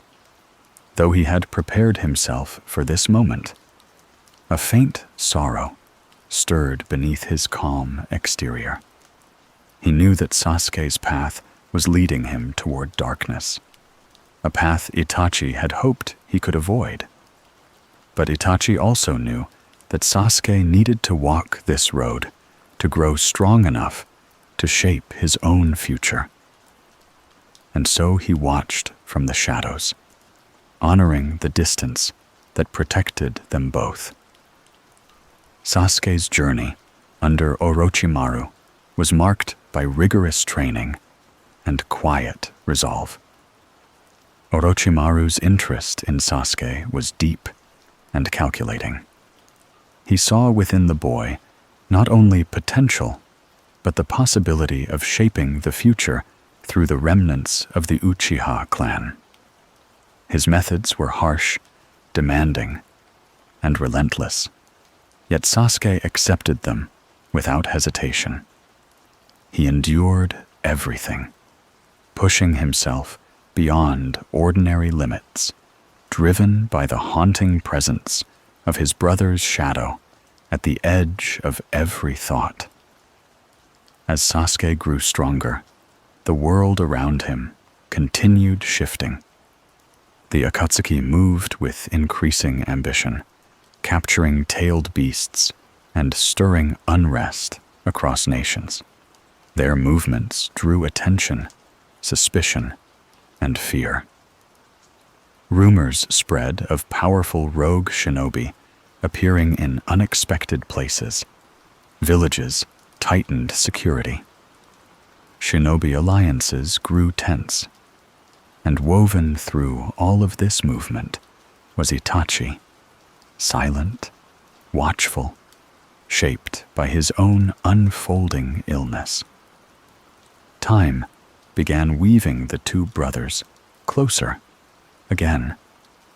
Sasuke trained until even the thought of his own exhaustion faded into a distant hum. He moved with precision, his eyes sharpening, his focus narrowing. And with each step he took, he felt the tension inside him coil tighter, as though the universe were slowly aligning, the moment when he would finally confront the truth that had shaped his entire life. Itachi, hidden behind the mask he had worn since the night of the massacre, prepared for that same moment with a calm acceptance. he knew what awaited him. Not victory, but closure. Not triumph, but release. He had carried the truth for so long that it had settled into every corner of his being, becoming a quiet companion he could not put down until Sasuke arrived to take it from him. In distant lands, beneath shifting skies, the brothers moved closer to the day when everything would converge. The lies, the truths, the sorrow, the love, and the destiny woven into the Uchiha name. And when that day arrived, it would reshape both of them in ways neither could yet imagine. Sasuke's years away from the hidden leaf unfolded like a long, quiet storm. What began as a desperate pursuit for strength gradually became a journey into the deeper, more complex truths that had shaped not only the fall of the Uchiha, but the entire world. Sasuke was trying so hard to understand. Under Orochimaru's tutelage, he fought, trained, and endured countless trials, pushing himself beyond limits he once believed unreachable. But even as his power grew, a restlessness remained within him, a sense that the answers he sought lay far beyond the walls of any training ground.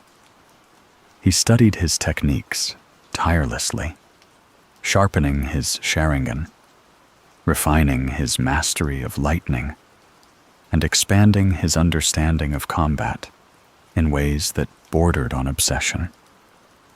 And yet, with every step forward, Sasuke felt the presence of his brother lingering like a shadow on the edge of his thoughts. Itachi was no longer merely a figure in his memories. He was a destination, a point on the horizon that pulled Sasuke toward a confrontation he had prepared for since childhood. Some nights, when the world around him was quiet, Sasuke sat alone beneath the muted glow of moonlight, feeling the faint pulse of the Uchiha bloodline inside him, an echo of something ancient, powerful, and burdened. He didn't yet know the full story behind that legacy. He didn't yet know the extent to which history had shaped his present. But something deep inside him sensed that the truth he sought was larger than one night, larger than one person, larger even than his own life. Meanwhile, Itachi's path moved steadily toward its end. In the shadows, he carried out missions as a member of the Akatsuki, moving with a calm efficiency that masked the slow deterioration of his health. His illness, hidden behind discipline and silence, weakened him more each year, though he refused to allow it to hinder the role he had accepted. He existed in a world of secrecy, where only a few glimpses of vulnerability revealed the toll his decisions had taken on him. Despite the illness that tugged at his strength, Itachi continued to watch Sasuke's progression from afar. He monitored the choices his brother made, the battles he fought, and the alliances he forged. Each step Sasuke took toward power brought Itachi equal measures of relief and sorrow. Relief because Sasuke was growing capable enough to one day stand alone, and sorrow because the moment they would meet again drew closer, carving a path through the last chapters of Itachi's life. As Sasuke's strength grew, Orochimaru's interest in him sharpened. Orochimaru watched him the way a collector studies a priceless artifact, waiting for the right moment to claim it as his own. Sasuke sensed this. He could feel the weight of Orochimaru's intentions pressing ever closer, and he knew that the time would come when he would need to choose whether to continue under his guidance or to cut himself free. That moment arrived quietly, without ceremony.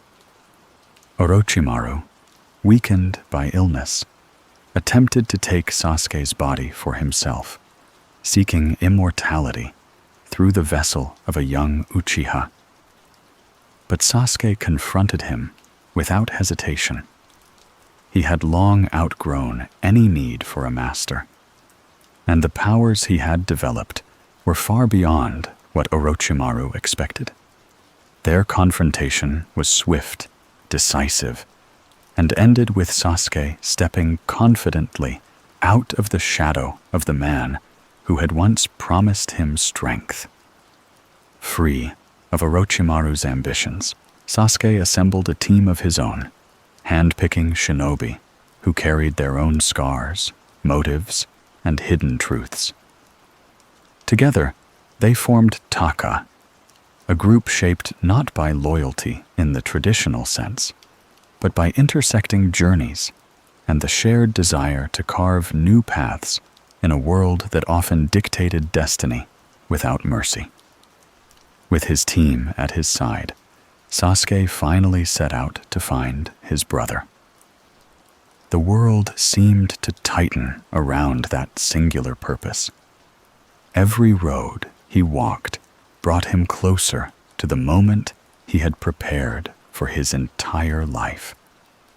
And somewhere beyond the shifting landscapes of mountains and forests, Itachi waited, not with hostility, but with a quiet acceptance shaped by years of preparing for their final encounter.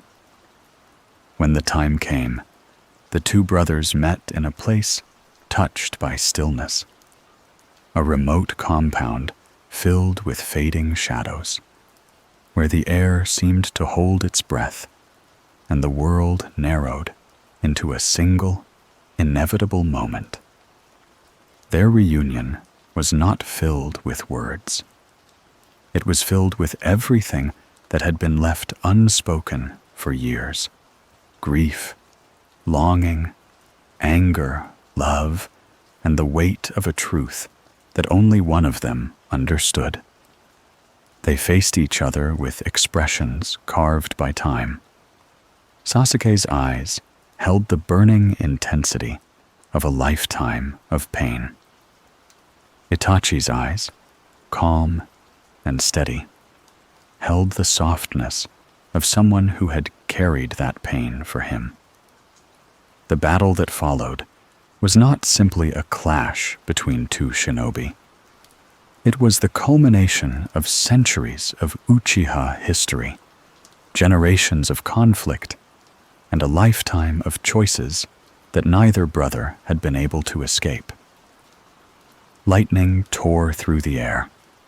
Flames erupted in arcs of deep crimson. Shadows twisted into illusions.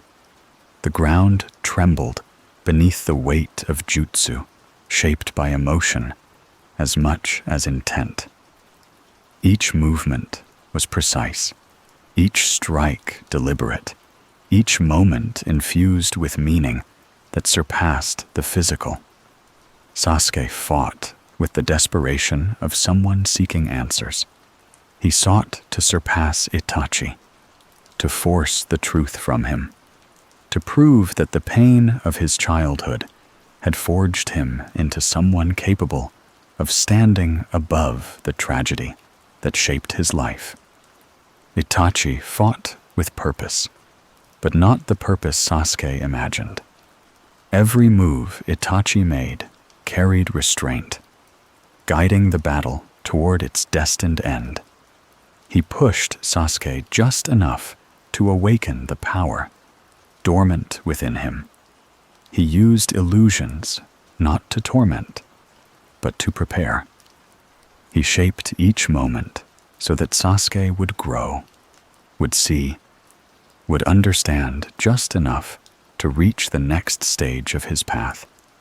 They clashed beneath a sky that seemed to darken with each exchange, the world around them dissolving into fragments of an old conflict replayed through new hands. And when Itachi finally reached the limits of his illness and the limits of the role he had chosen, he closed the distance between them with a slow, deliberate step. Sasuke, exhausted and trembling, watched as Itachi approached, not with hostility, but with a kind of sorrowful peace.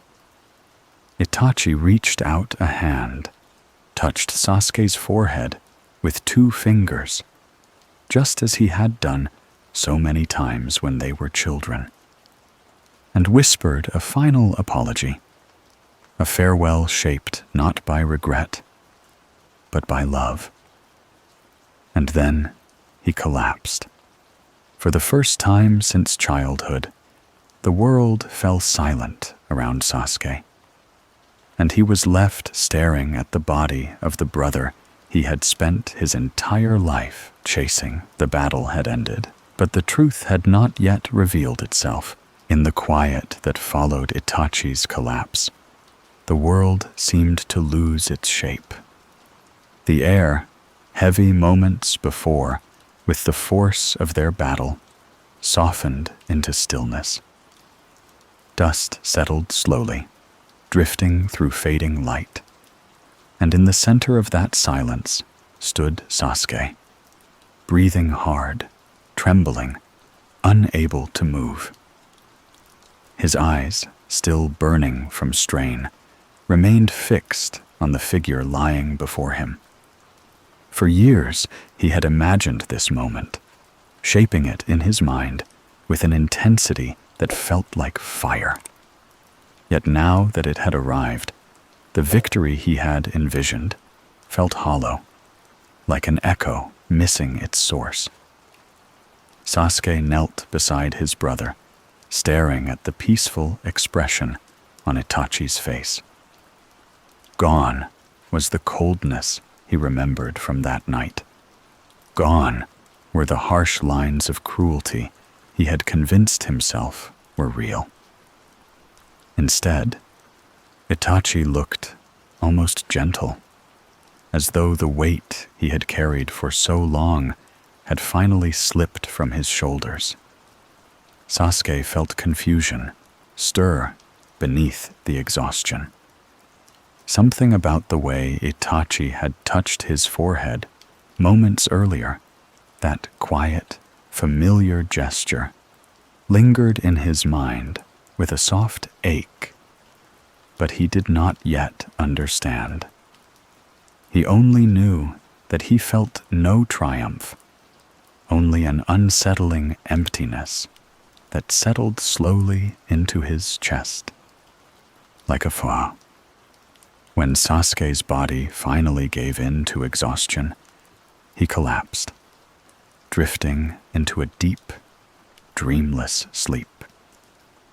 The battle had taken nearly everything from him.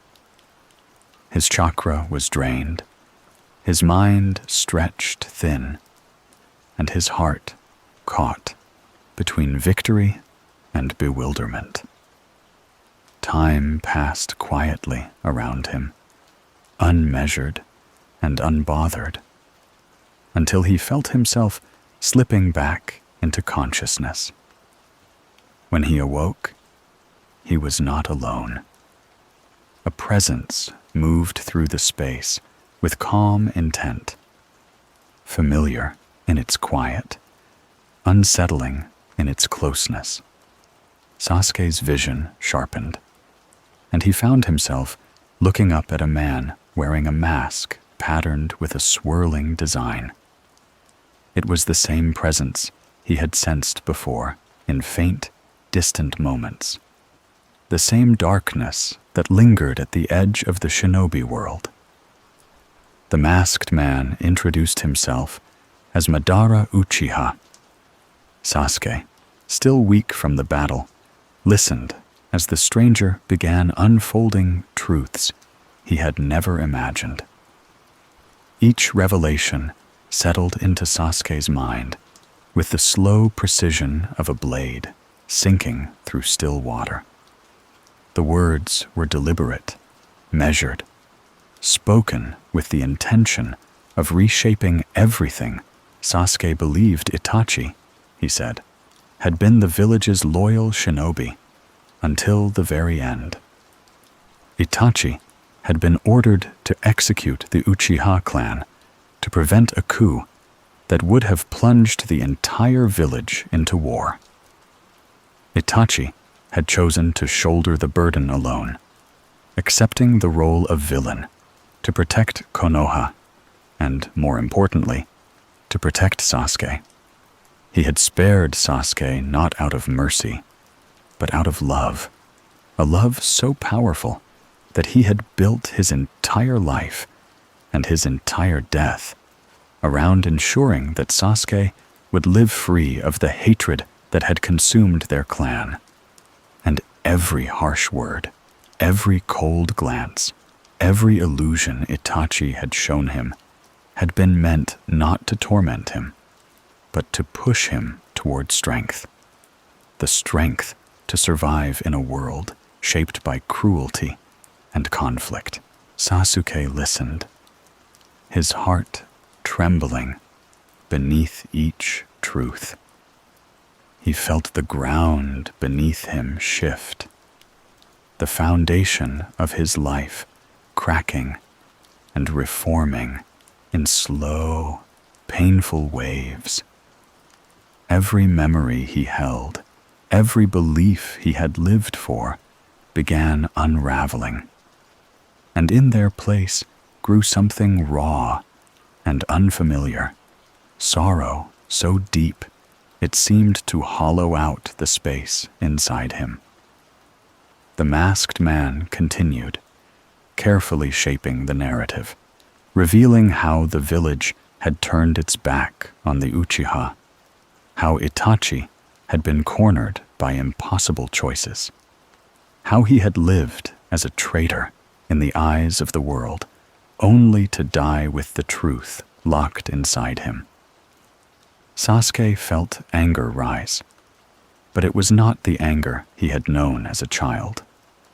This anger was quieter, deeper, shaped by grief rather than hate.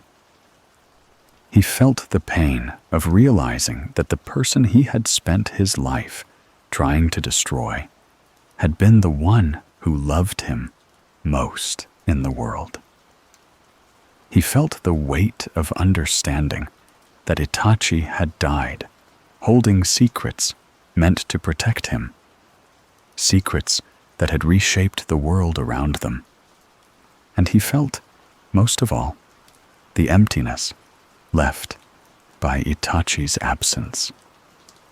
The masked man placed a hand on Sasuke's shoulder, guiding him through the storm of emotion with carefully chosen words. He spoke of injustice, of betrayal, of the systems that had crushed the Uchiha into silence. He painted the village as the architect of tragedy, the force that had driven Itachi to his fate.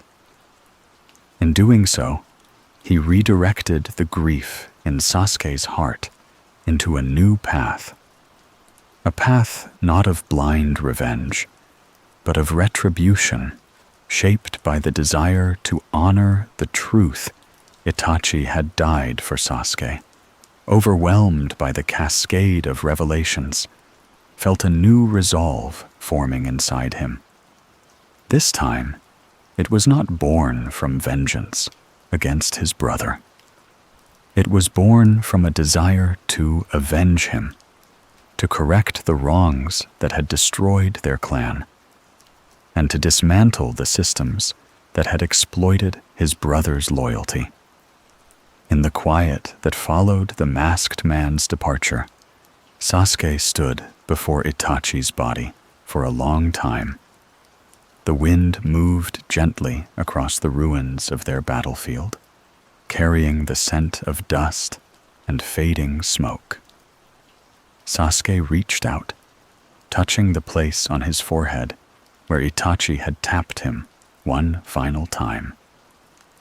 The gesture resonated now with a meaning he could not fully grasp, but felt deeply.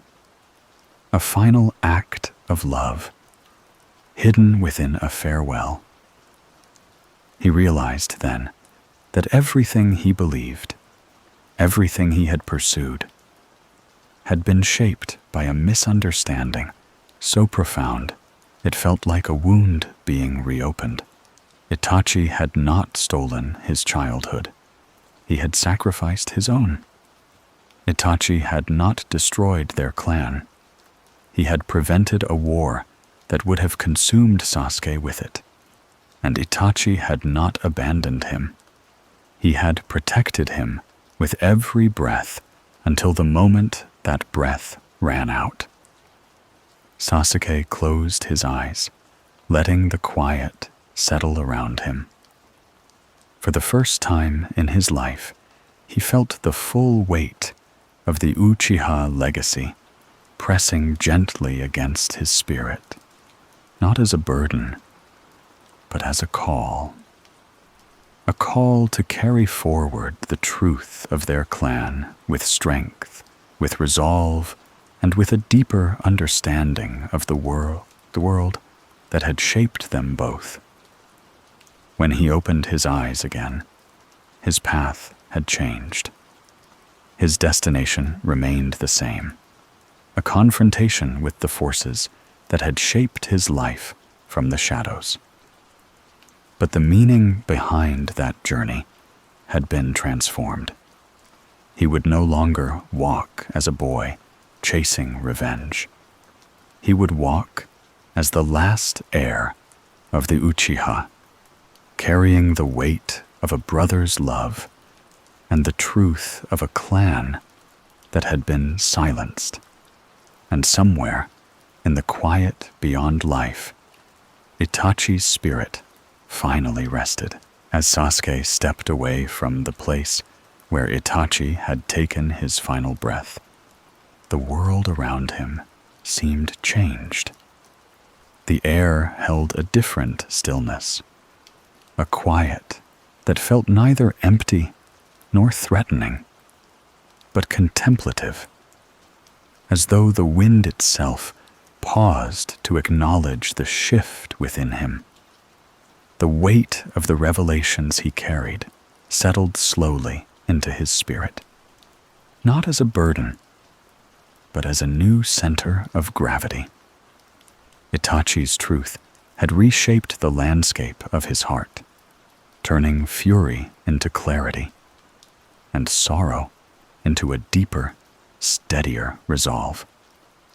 He walked with measured steps, each one guided by the countless memories that now glowed with new meaning.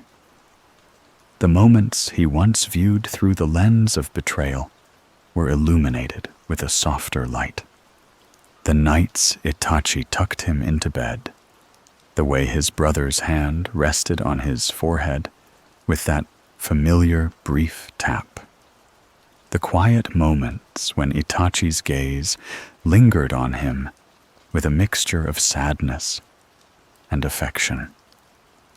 These memories bloomed within him like fragile petals unfolding in slow motion, revealing layers of understanding he had never possessed.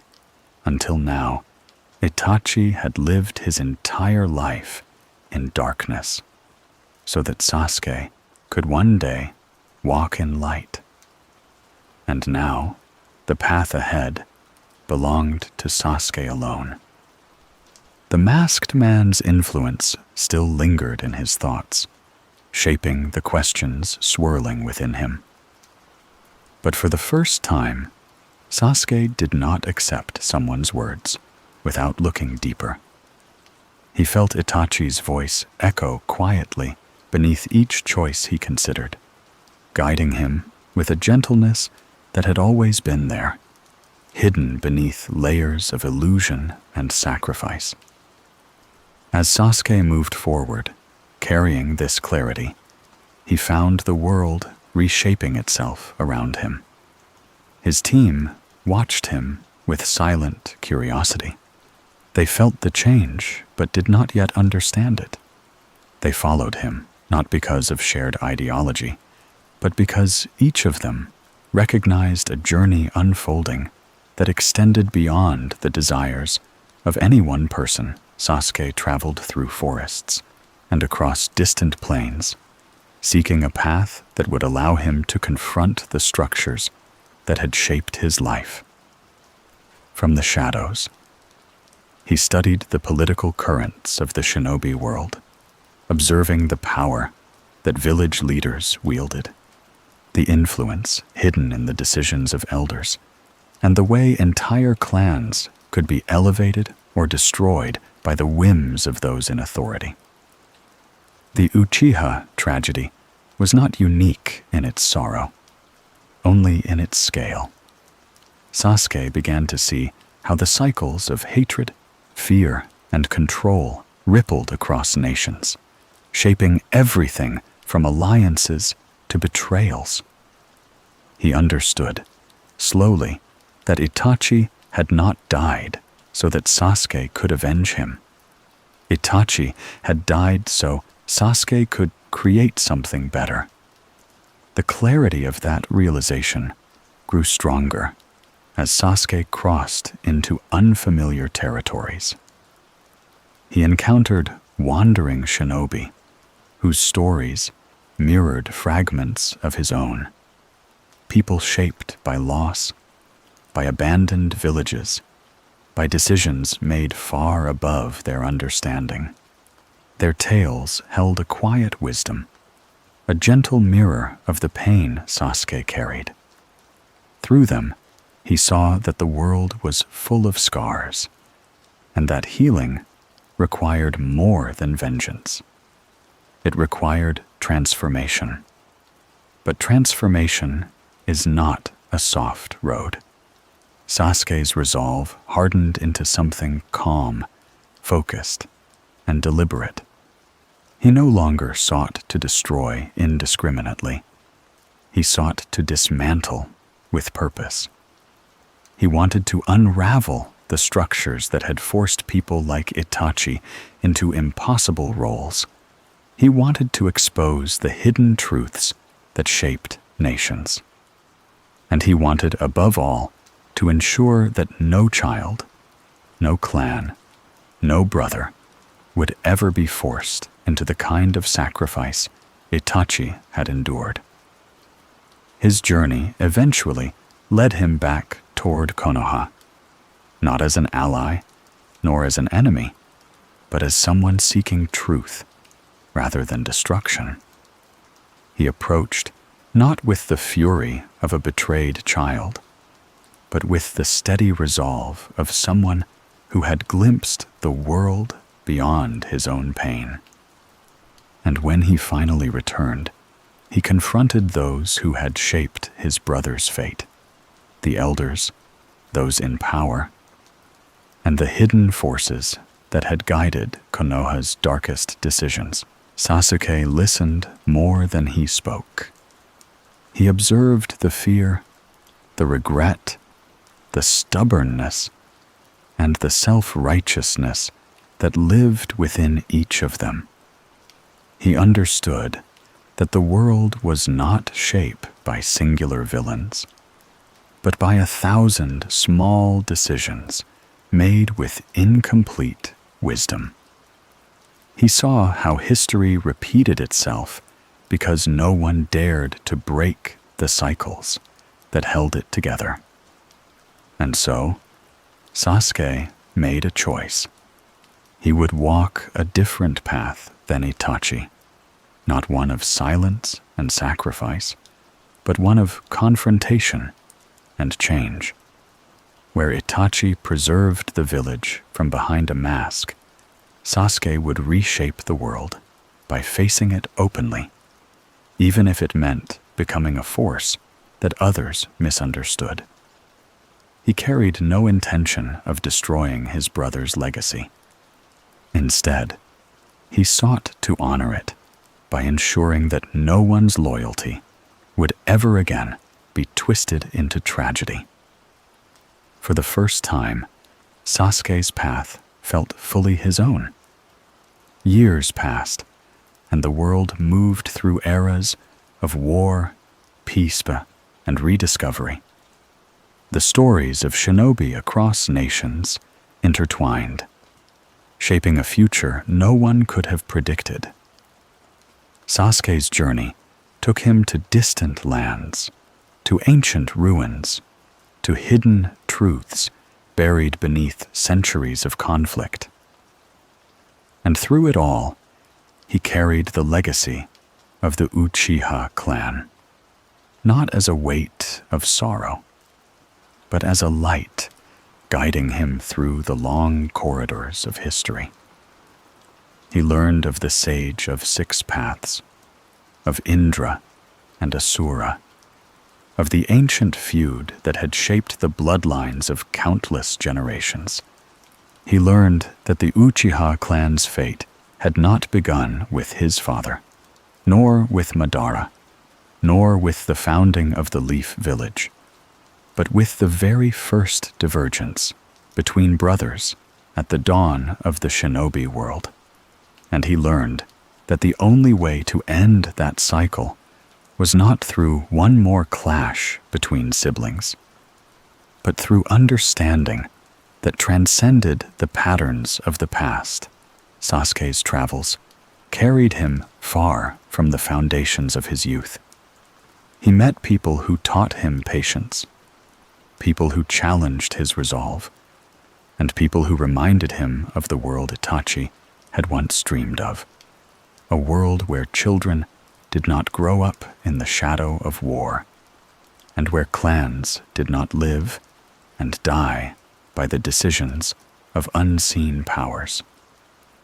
And eventually, his journey brought him back, not to the empty Uchiha district, but to the idea of home, a shifting, evolving truth not bound to a single place, but to the people he chose to protect. Over time, Sasuke found his path intertwined with that of Naruto, the person who had chased him, fought him, believed in him, and never once let him fall fully into darkness. Their paths, once parallel, converged into a future shaped by shared understanding rather than rivalry.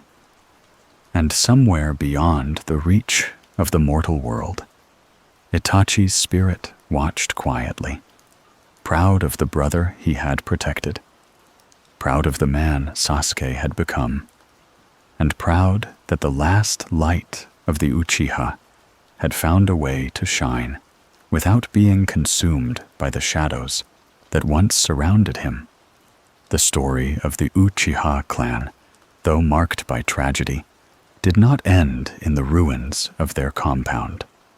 It lived on in the quiet strength of Sasuke's resolve. It lived on in the lessons drawn from centuries of conflict. It lived on in the gentle, enduring love of a brother who carried the weight of an entire clan with unwavering grace. And in that quiet continuation, the Uchiha found a future, not of power, not of dominance, but of understanding, carried forward by the last son of a storied lineage.